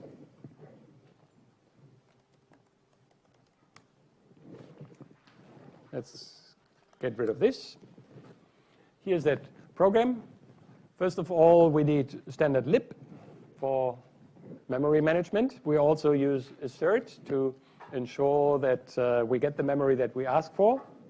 And then here's a simple main program where, first of all, I'm asking for a number, n, and then I allocate 2 floating point vectors of size n using the standard schema, calculating the byte size as the number of elements times the size of the underlying type, which is float in this case, making sure in both cases that I do not end up with the null vector because I'm running out of heap space. Then I can start to use these, and I can, for instance, ask here with a simple loop to input values for vector 1, then values for vector 2, and calculate, this is what happens here, the inner product, where I take these 2 vectors and then I multiply the individual elements, sum them all up, and that gives you the what would also correspond to the matrix multiplication of a 1 by n and n by 1 matrix, which gives you 1 and only 1 value, namely the sum of all the products of the individual entries. And this is the so-called inner product of 2 vectors.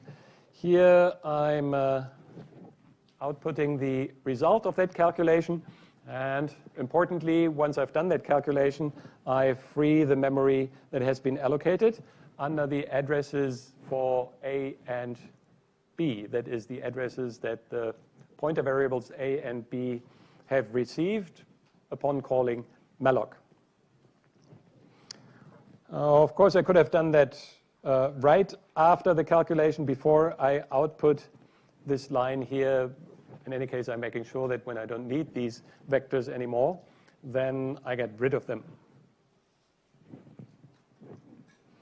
So let's see how that program would work.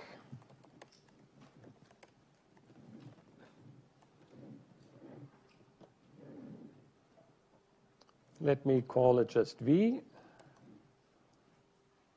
The output vectors.c. No error.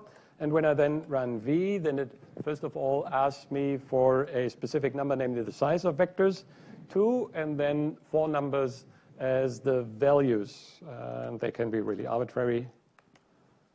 Let's see if it calculates correctly. 3 times minus 1 is minus 3, plus 4 times minus 2 is minus 8 is minus 11. And this is the inner product that has been calculated here.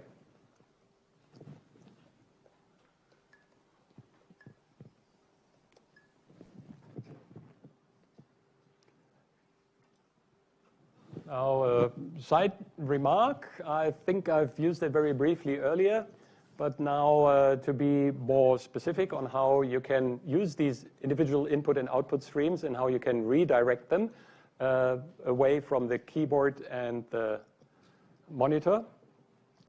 We have in every C program the standard file streams called standard in, standard out, and standard error. By default, the first one comes from the keyboard and outputs to the screen. We have already seen that instead of printf, you can also use fprintf and then give as an argument, for example, standard out, which has the exact same effect as printf, or standard error that we typically use to print error messages.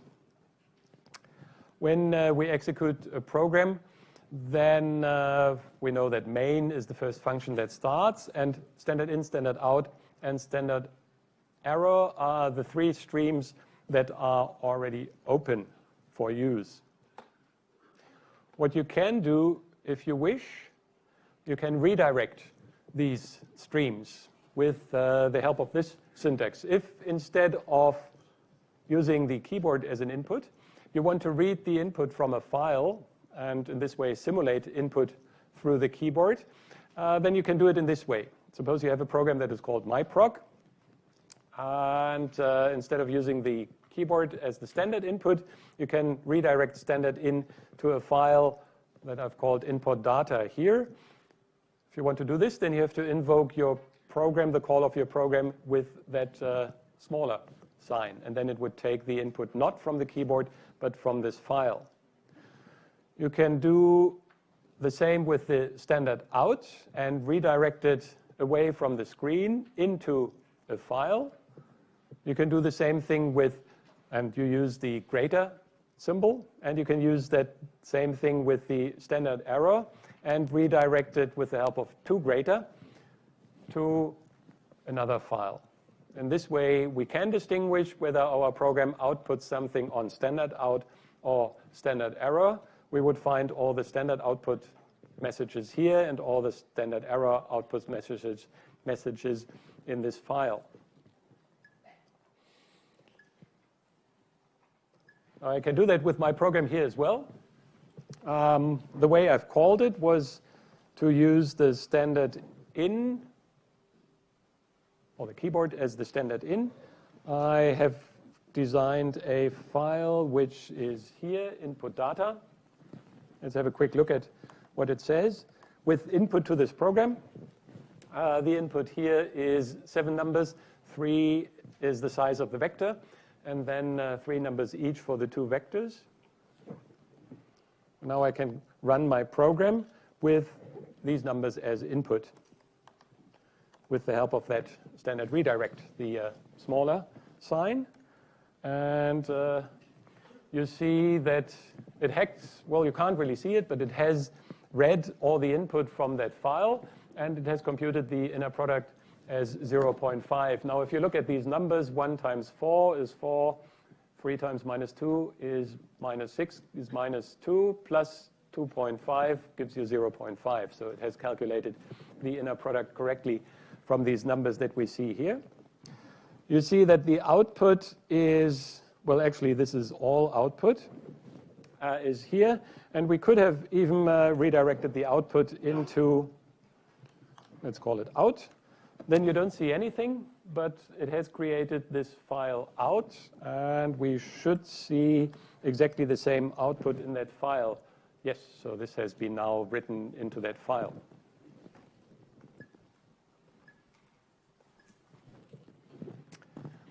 All right, so that as a side remark on these streams. And now finally, let's go back to what we started with to end our introduction into data structures, for which we have now introduced dynamic data structures. Go back to what I set out at the beginning of last week's lecture, where I said for larger projects, it would be nice to build encapsulated data types or abstract data structures, ADTs. For these, now we need everything that we talked about, namely vectors, and in particular this dynamic memory allocation. Just a reminder, an abstract data type is an approach to implementing data types that uses encapsulation to separate the interface from an implementation in such a way that the user only sees the interface and that programmers, builders of the ADT provide a concrete implementation for the functions that have been defined in the interface. The reason for doing this is if you want to use a stack, then you don't really care about the actual implementation. You just want to know what you can do with the stack. And remember also that I made a distinction between abstract data object, which was the one single stack that we provided in our stack.c and stack.h implementation, from an abstract data type, where a user can create and use not only one stack that is provided as one abstract data object, but as many instances of a specific data type as the user wants.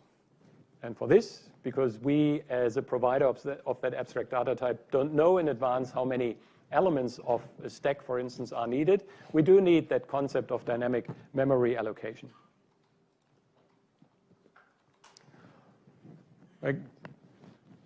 This is now indicating how we can use dynamic memory allocation to provide an implementation or a design of an abstract data type.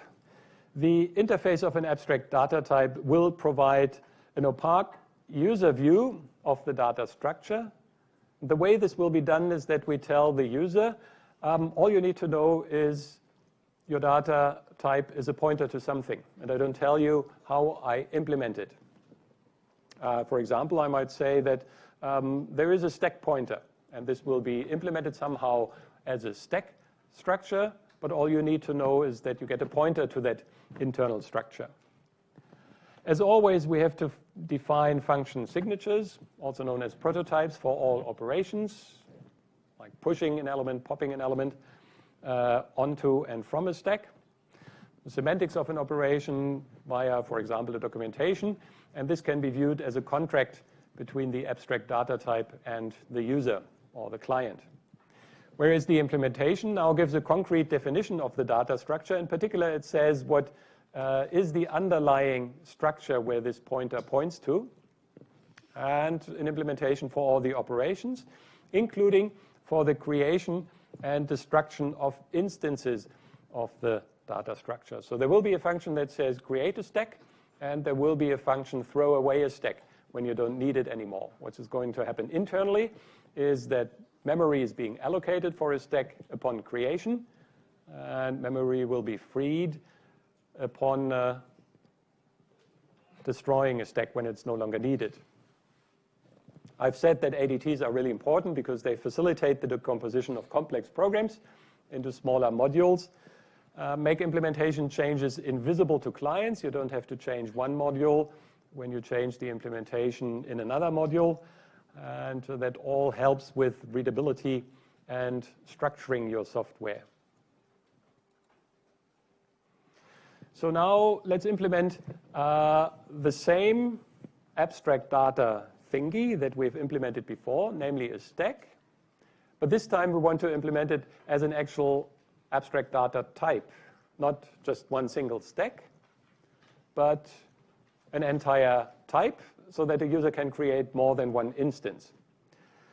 The way we will do that is that we have an interface in a file that, again, we call stack.h, where now we provide that view of an abstract data type that tells the user it exists and you can create and destroy objects of that type, but I won't tell you what the actual implementation details are.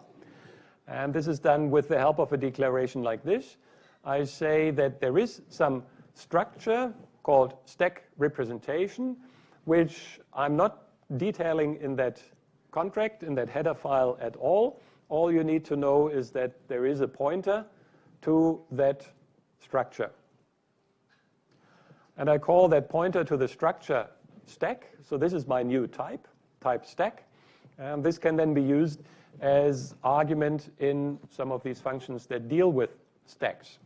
For instance, to create a new stack, this is a function that doesn't take any parameters, but it returns a stack, which we know is a pointer to some invisible structure.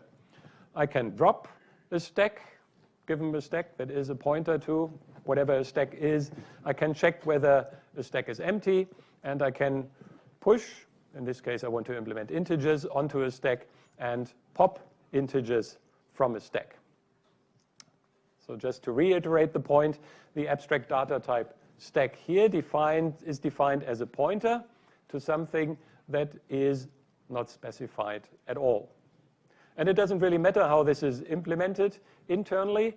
Externally, all you need to know is 4 bytes on a CSE machine for a pointer to whatever it should point to. Now, as a further small sidetrack, there are actually 2 different ways in which you can define structures. Structures as in you build a heterogeneous data type which contains a collection of different fields. You can do it in the way that we've done so far. You say typedef struct, and then comes your collection of fields and the name of that data type. This is how we have defined structures before. And then you would say date t is the type, and some date is a particular variable of that type. Now there is another way to do this. Instead of giving this a name, you could just say struct date, and then you list all these fields, and you use this as an anonymous type. So you don't say typedef and give it a name. You just say there is that structure date consisting of these fields. And then when you declare a variable, you always have to say that this is of type struct date. This has exactly the same effect. And as a matter of fact, programmers often combine both styles. C allows you to do this. You can, instead of just saying struct here, you can say struct date. And you also give this whole thing a name using typedef and then date t in the end. And then you can declare variables in both styles. You can either use date t, which has been typedefed as this, type defined, I should say, as this structure, and you can define a date or a pointer. And you can say struct date, because this is how these fields have been named here in that definition also. And then you can define variables in this way. And if we combine the definition with the typedef and the struct name in one definition, then you can use both.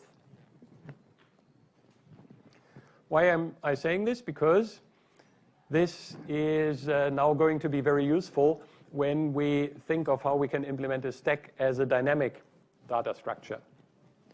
Now remember that for the abstract data object, we have used an array to implement a stack, which was a fixed size. And for example, the implementation that we had at the beginning was a character array, which can be accessed via an index or also via moving a pointer when you start at the beginning of the array. You may have wondered and seen that the fixed size aspect is a potential problem, because we have to decide how big to make that array, just in case very big. But what do we do if it fills up? Another problem is also the rigid sequence might be another problem if you want to insert and delete an item in the middle of the array. With a stack, it's not really a problem because you don't do this. But if you have priority queues, for example, which you might have looked at in Comp 9021, then you might have a queue where you want to insert or delete an element in the middle. And if you use an array, the problem with this is once you insert or delete an element in the middle, you have to shift a lot of elements up or down.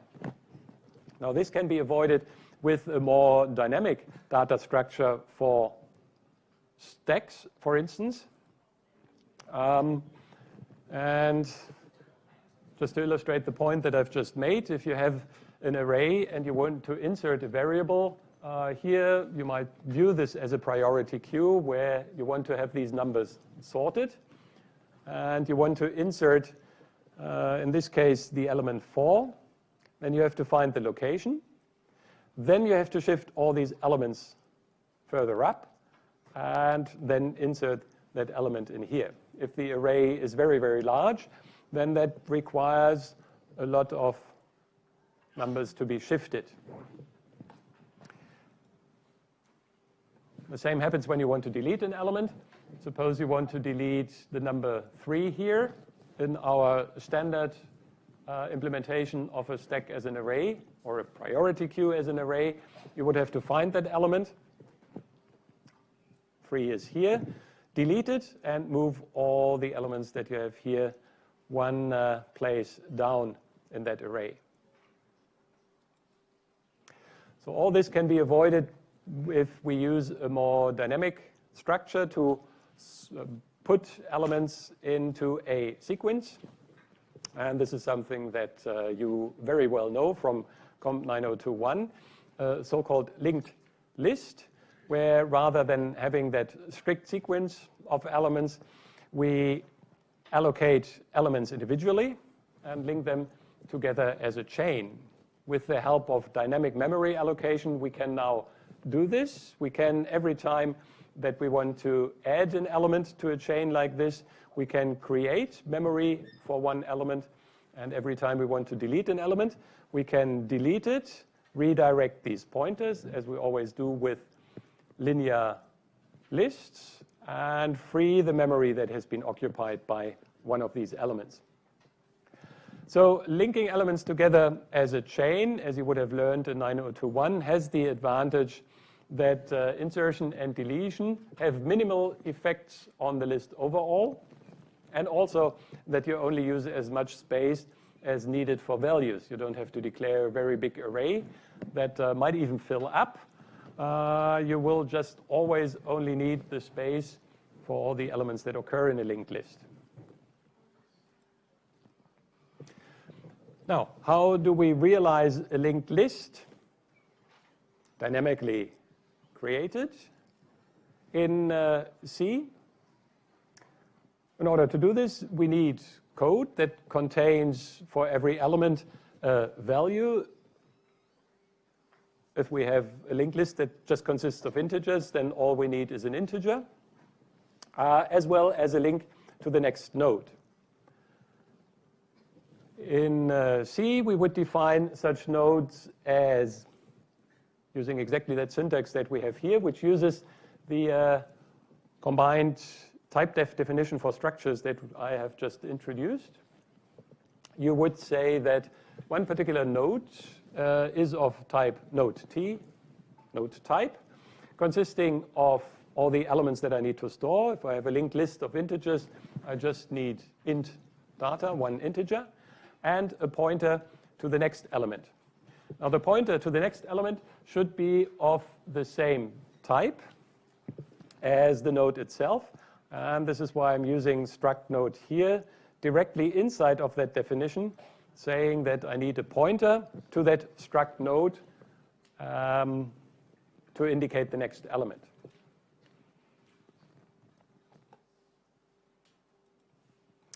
Do note that this here wouldn't work if I were to use the simple type-def definition for a node T.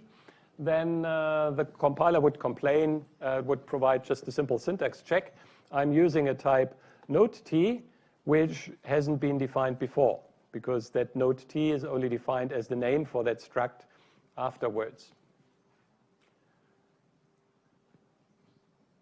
What you also can't do is to use a definition that is very similar to what we had on the previous slide, except that you don't use a pointer here, but you say this second field is of type struct node itself.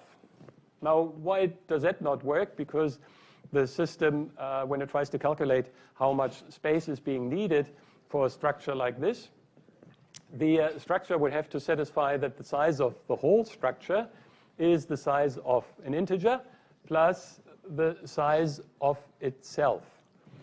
And that obviously is impossible. You can't satisfy this. So you can't put a structure itself inside of the same structure. But what you can easily do is to put a pointer to that structure inside the structure, because we know that no matter how large the struct itself is, a pointer always only needs 4 bytes. It's an address, and it's not a recursive nesting of the structure inside.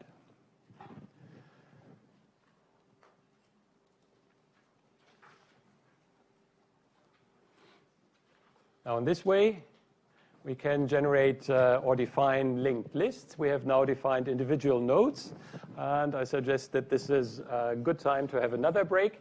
Let me continue at 8:10, with showing you how to implement these linked lists based on the structure in C.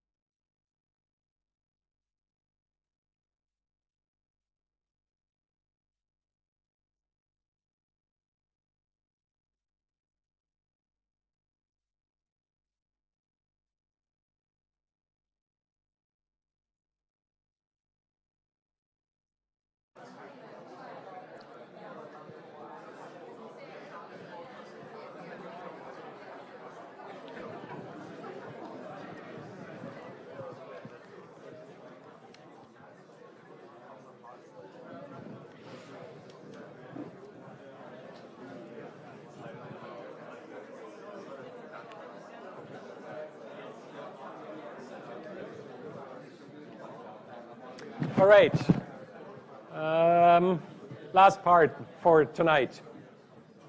Before I'm going to show you the linked list implementation, for which we just have to put everything together that we learned over the past 2 lectures, I got a very interesting question during the break also, namely, if you have dynamically allocated memory for a structure like this, how do you free it? And that's actually quite interesting. You can't free it with just one command. What you actually have to do is you have to go through all these addresses that are in here and free every individual array. And once you have freed all individual array, you then also have to free that vector here. So there is m+1 free commands that are necessary to get rid of a structure like this. And this is what is very important if you provide an abstract data type where you provide users with the possibility to create a matrix like this. When a user says, I don't need this anymore, drop this matrix, then when you implement this, you have to go through the structure that you have created and very carefully free everything to make sure that nothing is being left on the heap when the structure is no longer needed.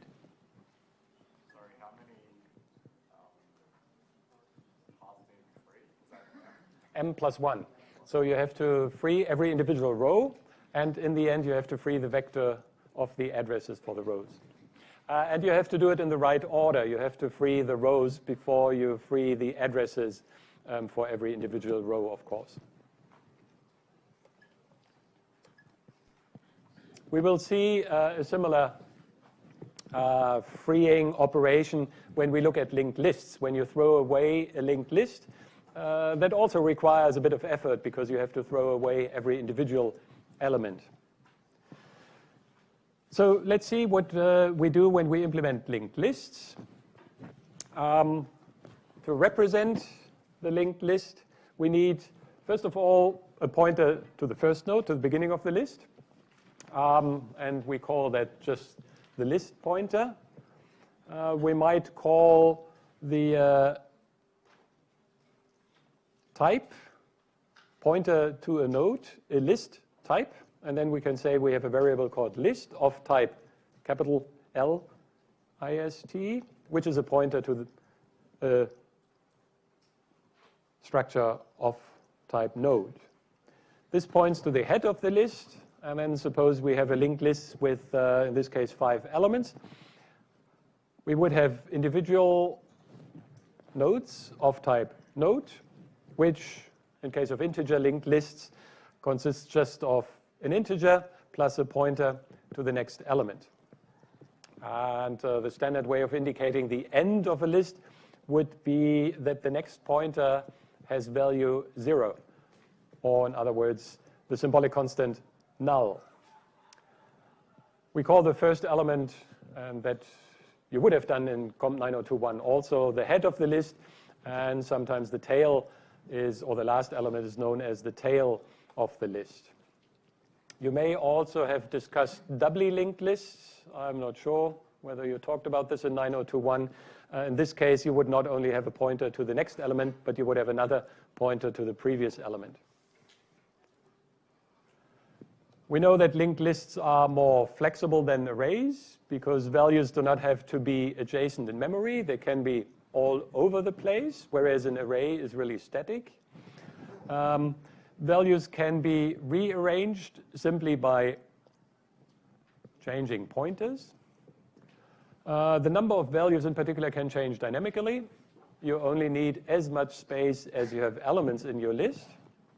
And you can add or remove values in any order. You can just pick one element and take it out and just have to redirect one pointer rather than moving all other following elements one element forward or backward.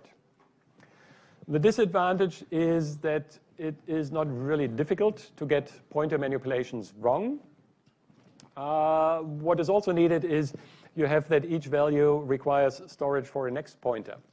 If you have an element of 100,000 integers in an array, then it takes 100,000 times 4 bytes. If you have a linked list of 100,000 integers, then it requires 100,000 times 8, because you need 4 for the integer and 4 for the next pointer. Now that usually is not a problem, because in reality no one would actually implement linked lists or would need linked lists of just integers. You would normally have linked lists of much larger structures, like a linked list of speeding tickets. And then that one additional pointer would be small in comparison to what the other elements contain. When we implement linked lists, then they are typically located in the heap, because nodes are dynamically created. And the variables would contain pointers to list nodes. They are likely to be local variables in the stack if you're referring to a specific element in a list in a function that you're implementing. Now, very often we use pointers to the start of the list, the so-called head, passed as parameter to a function. If you want to traverse a list, for example, you would start at the beginning, and then that function traversal would get the head of the list as its argument, as its parameter, and then do whatever you want to do, beginning with the first element of the list. Also, you sometimes have that pointers to the start are returned as function results. If you create a linked list, an empty linked list, you might say, or you create a linked list with elements, you might return a pointer to the beginning of that list, so that another function can then use that linked list. Now, let's see how we build the individual functions that we need for a linked list, and then we can implement a stack as a linked list also. The standard function is to make a new node and fill it with an integer value, which would mean that if we go back to our image here, we want to create one such node. This is what the function make node does, and it is supposed to return the address of that node, that is a pointer of that type. Now this is exactly what this function here does. It returns a pointer to that node t that we have defined earlier, fills that new node with a given integer value, and does all that dynamically.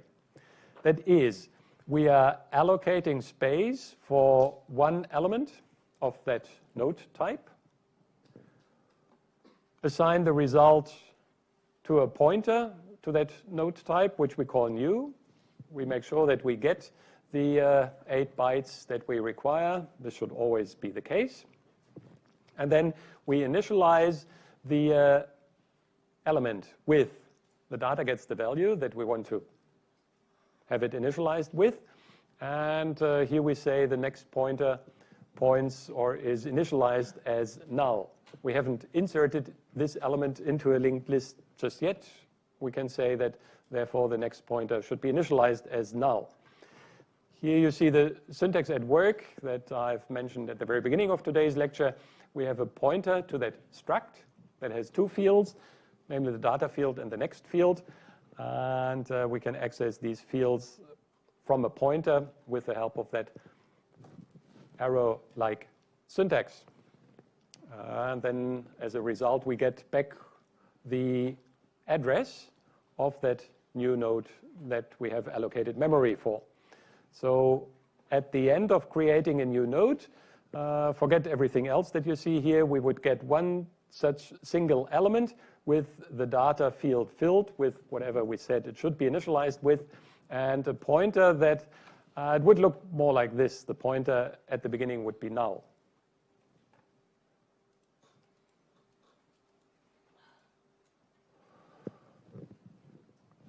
The way this would look like in our memory, if we allocate memory dynamically for every element, then these elements individually might be all over the place.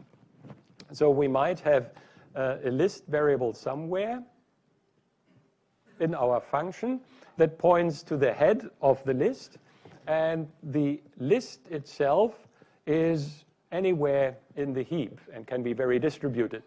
That is, the first element might be down here and have the value 1, and then the next pointer points to an address which might be at a very, very different location with its value there, and the next pointer pointing to this address.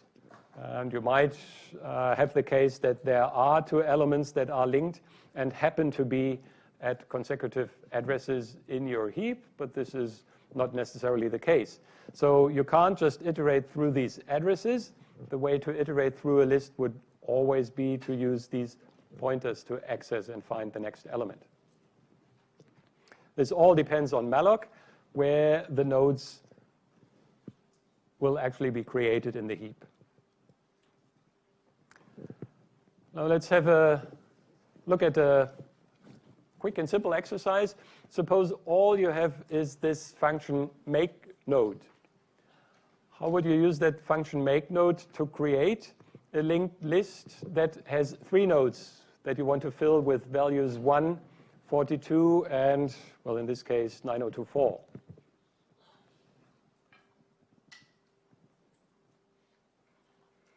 So we want to end up with a list that contains 3 connected elements. And all we have is this make node. How would you start?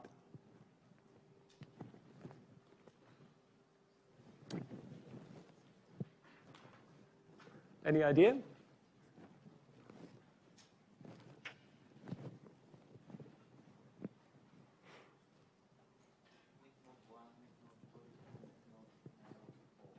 Yes, that's right. So you make node 1, you make node 42, and you make node 9024. And then you've got 3 nodes, but they are anywhere. How would you create the linked list?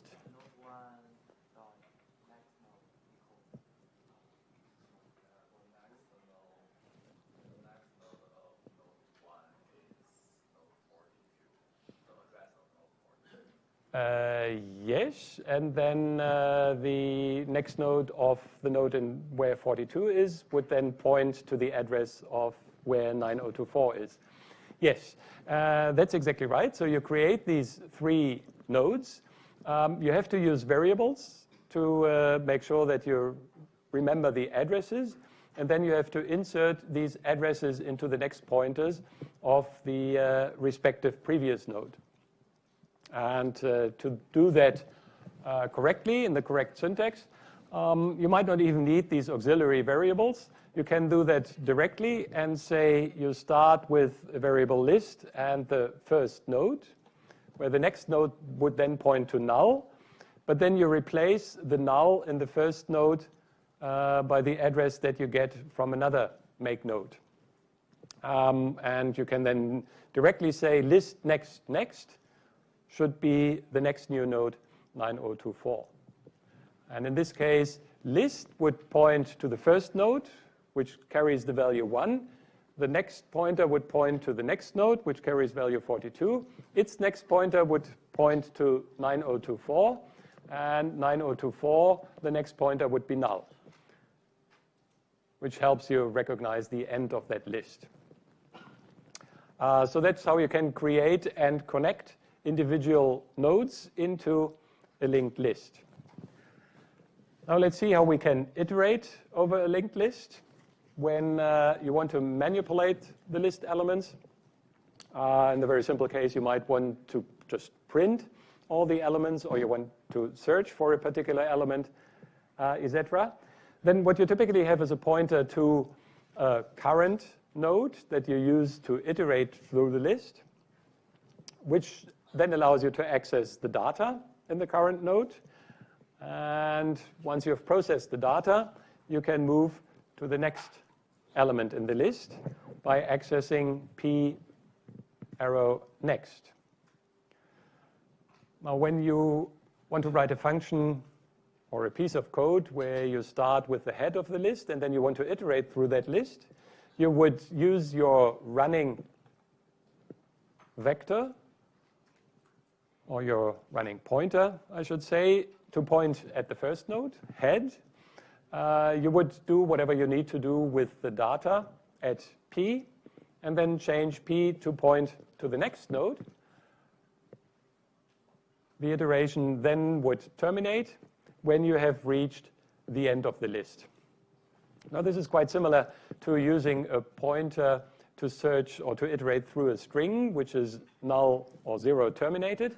You would have the very same structure. You would inspect every individual element, and you would terminate when you found the end of the string. End of a string means character 0.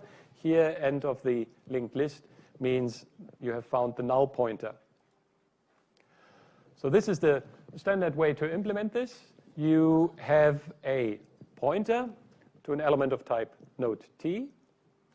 This is supposed to be the beginning of the list, and then you have your running pointer, so to speak, that always points to the current node.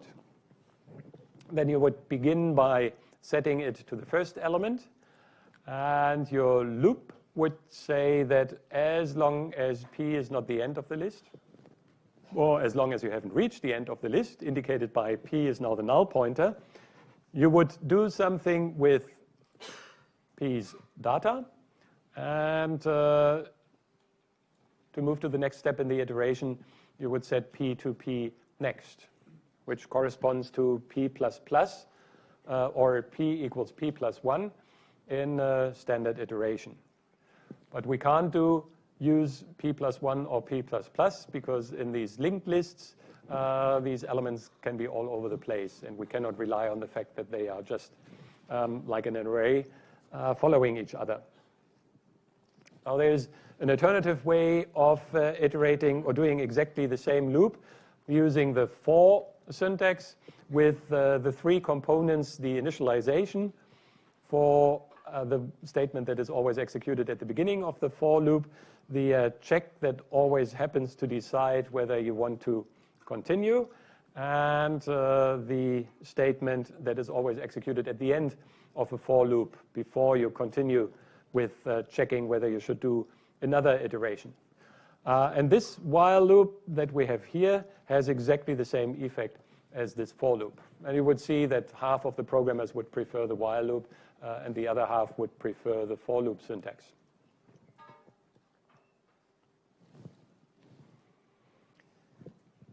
So let's see how that works with a particular example. Your list pointer points to the head, and we don't want to change this.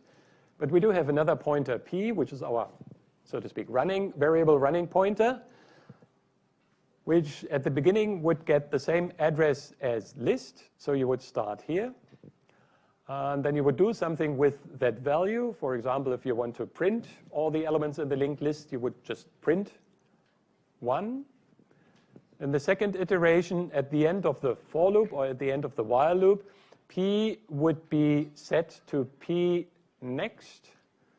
So this is a pointer here.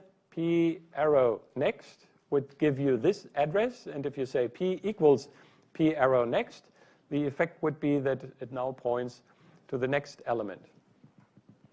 And this continues. P equals p arrow next gives you the third element for the third iteration, the fourth element for the fourth iteration, the last element for the fifth iteration. And when you then execute the command p equals p arrow next, p will get assigned this value null.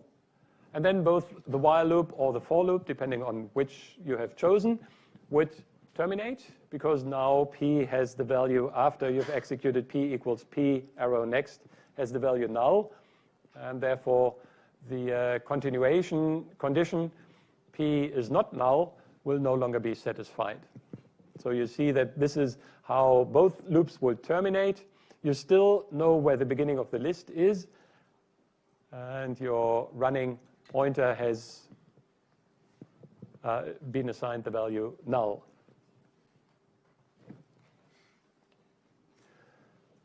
So we can use that in many different ways. For instance, we can check if a list contains an element.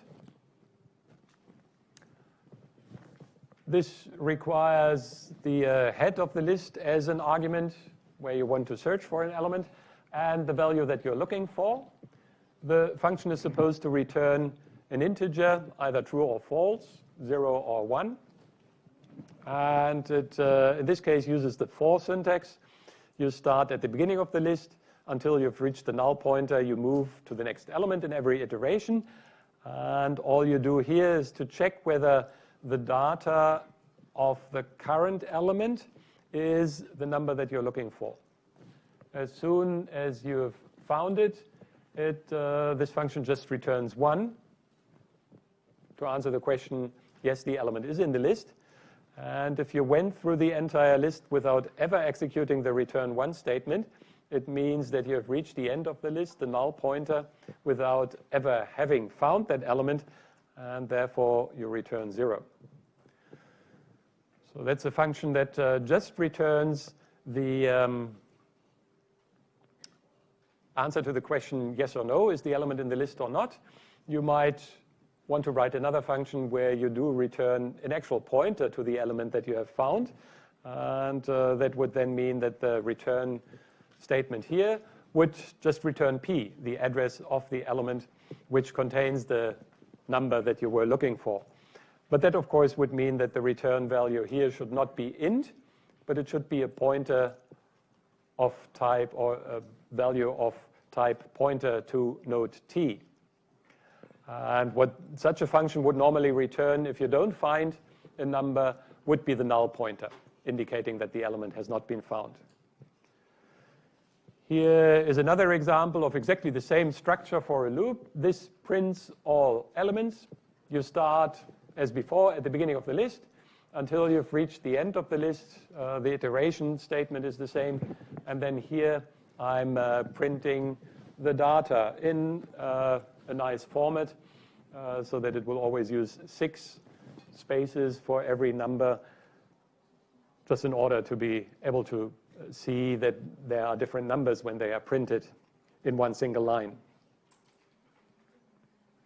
So is that very clear, this loop through a linked list?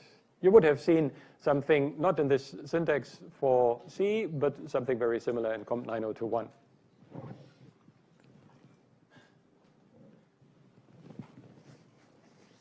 Let's see if you are all with me. Look at this code here, which is just the code snippet where I'm assuming that I have the head of a list.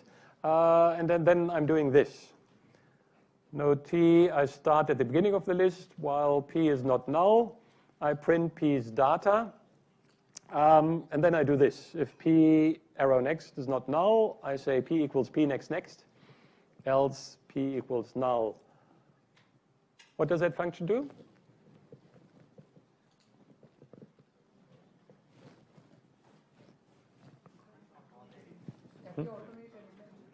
Yes, so it prints every second element.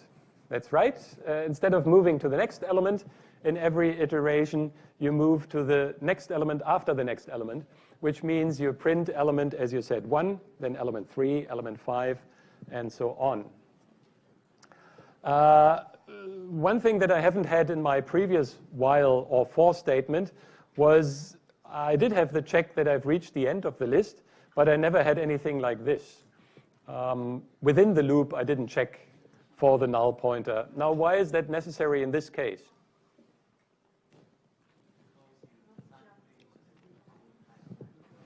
Yes, that's exactly right. In the statement in line 5, I'm accessing what I find under p next. And if I have reached the end of the list and p next is actually null, then when I then try to do this, it means that this is actually 0. So I'm looking at address 0 for the next pointer. And you can be sure that your system will complain about you trying to do this. So that's exactly right. You have to make sure that when you execute this statement, that this is a valid address. Very good. That is summarizing what we just said.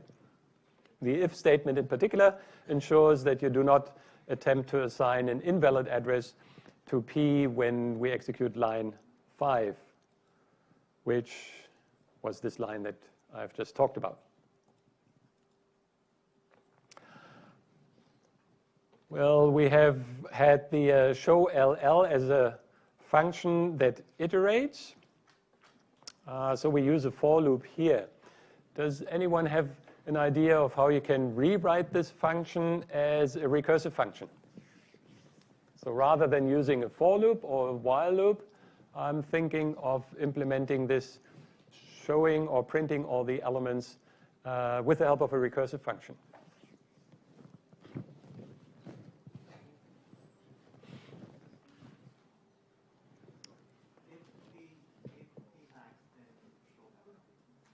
Sorry? If P? I return 0. I'm actually not returning anything, so that function has the status or the return value void. So,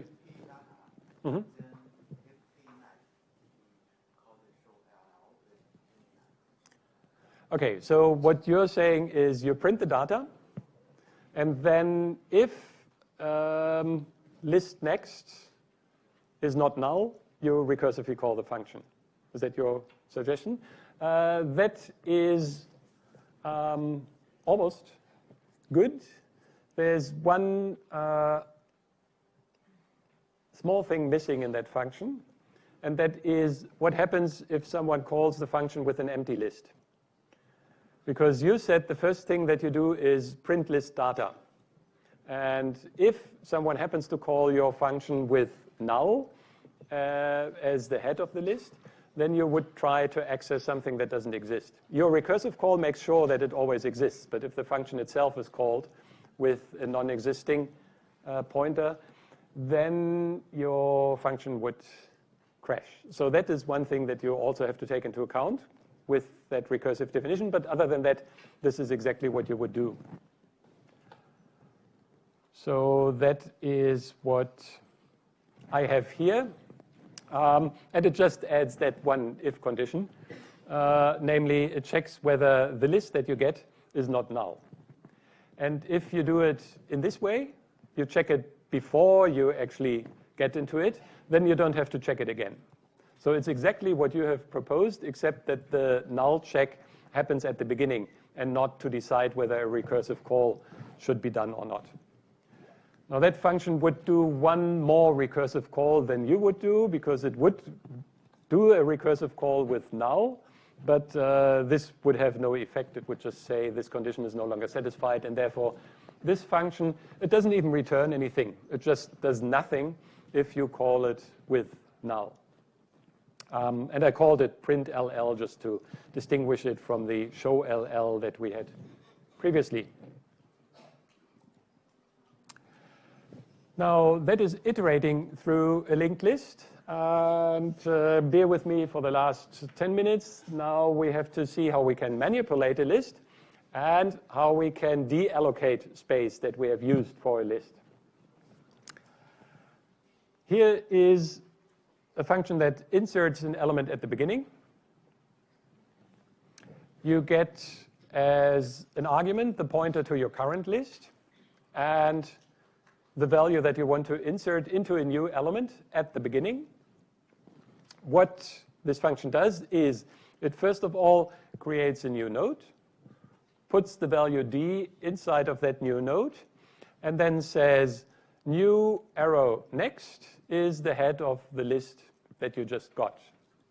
And then it returns that new, the address of the new element, as the new head of the list.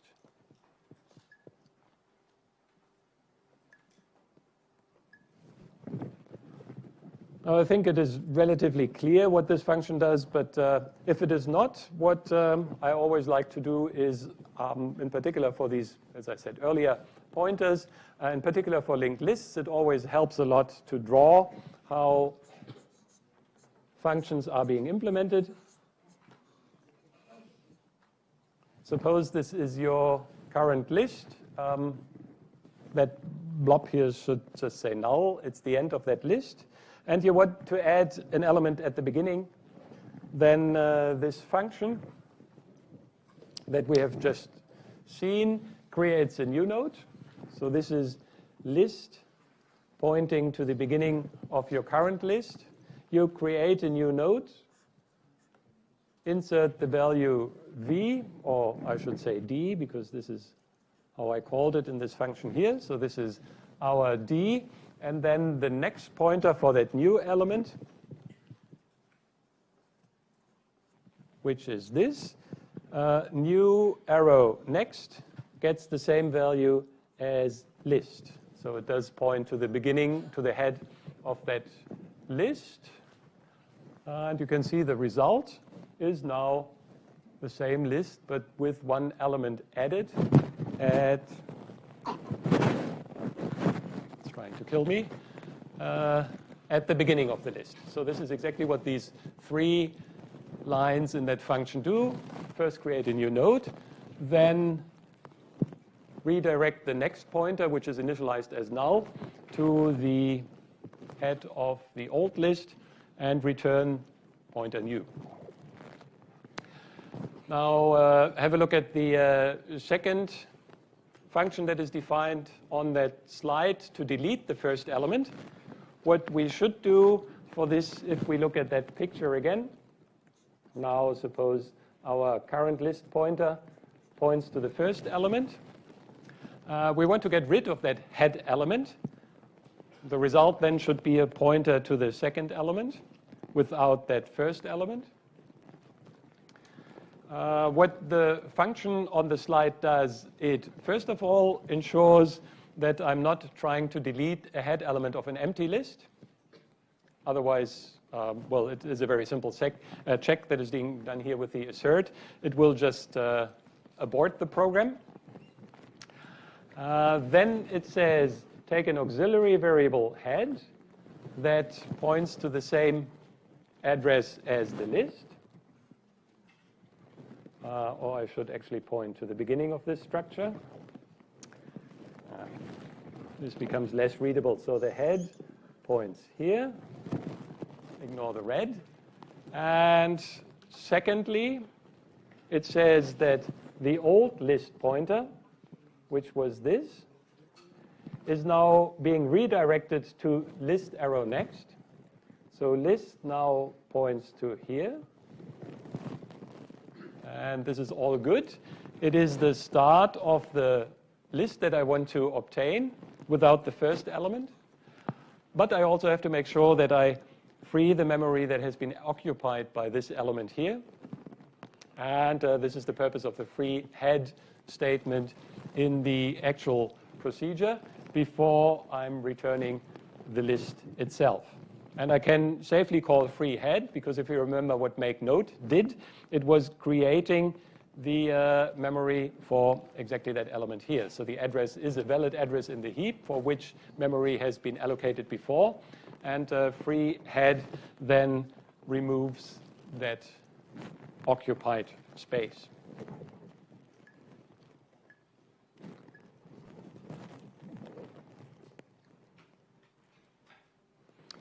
So that's this element.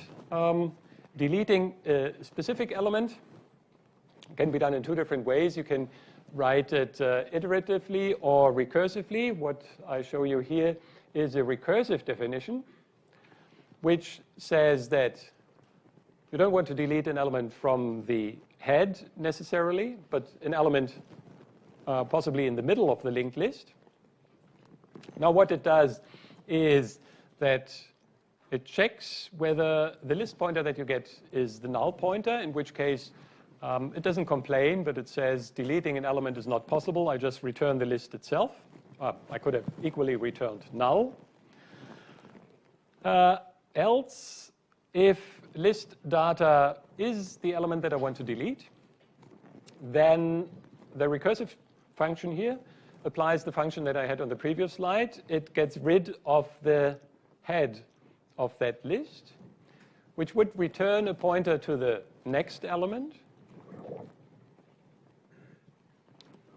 And this is exactly what you have to do when you have found the element. You just return the rest of that list. And in the third case, you say that the current list's next pointer will be redirected to whatever is being returned by a recursive call to delete an element. So if the list is empty, you return null. If you have found the element in the list head, you return the tail of, not the tail of the list in the sense of the last element, but all the remaining elements. And if neither is the case, then you keep the current element, but you replace the list's next pointer by whatever is going to be the head of the list after deleting the element in what remains. And again, it might be a good idea to look at what would happen when you call it with an actual example. Suppose we want to delete element 3 from this list here. Then in the first recursive call, you didn't find the element. So you would say the next pointer for list will be assigned the result of deleting 3 from this list. Now we know what deleting 3 from this list means. It means delete the head, and it would return the pointer to the second element.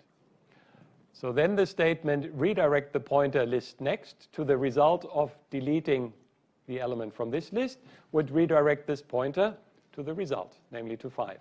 And this is exactly what we want. We get rid of this element 3, and this pointer would be redirected to 5. And this would work with any other element, including the fact that you want to delete, let's say, 11 in this list. You would go through this list. You can't really delete 11, so the result of deleting 11 from this list would just be the list itself. The result of deleting null, 11 from null would be null. The result of deleting 11 from this list would be this list. And then all these pointers would just keep their values.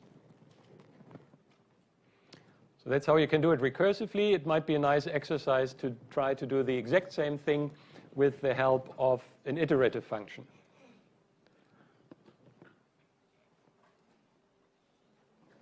And the last thing that I want and need to show you is how to free a list in the interest of time, because I've got only a little over 2 minutes left. I'm going to show you how this can be done. To free a list requires to free every element individually. And therefore, you can do that recursively or iteratively. This is doing it iteratively. You start at the beginning of the list.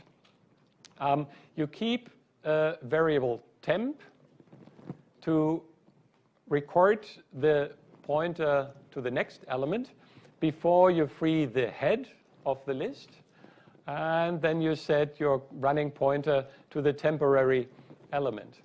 Now it's important that you keep this temporary element in order to make sure that once you have freed P, this P arrow next might no longer exist, and it might have very quickly been overwritten by another value.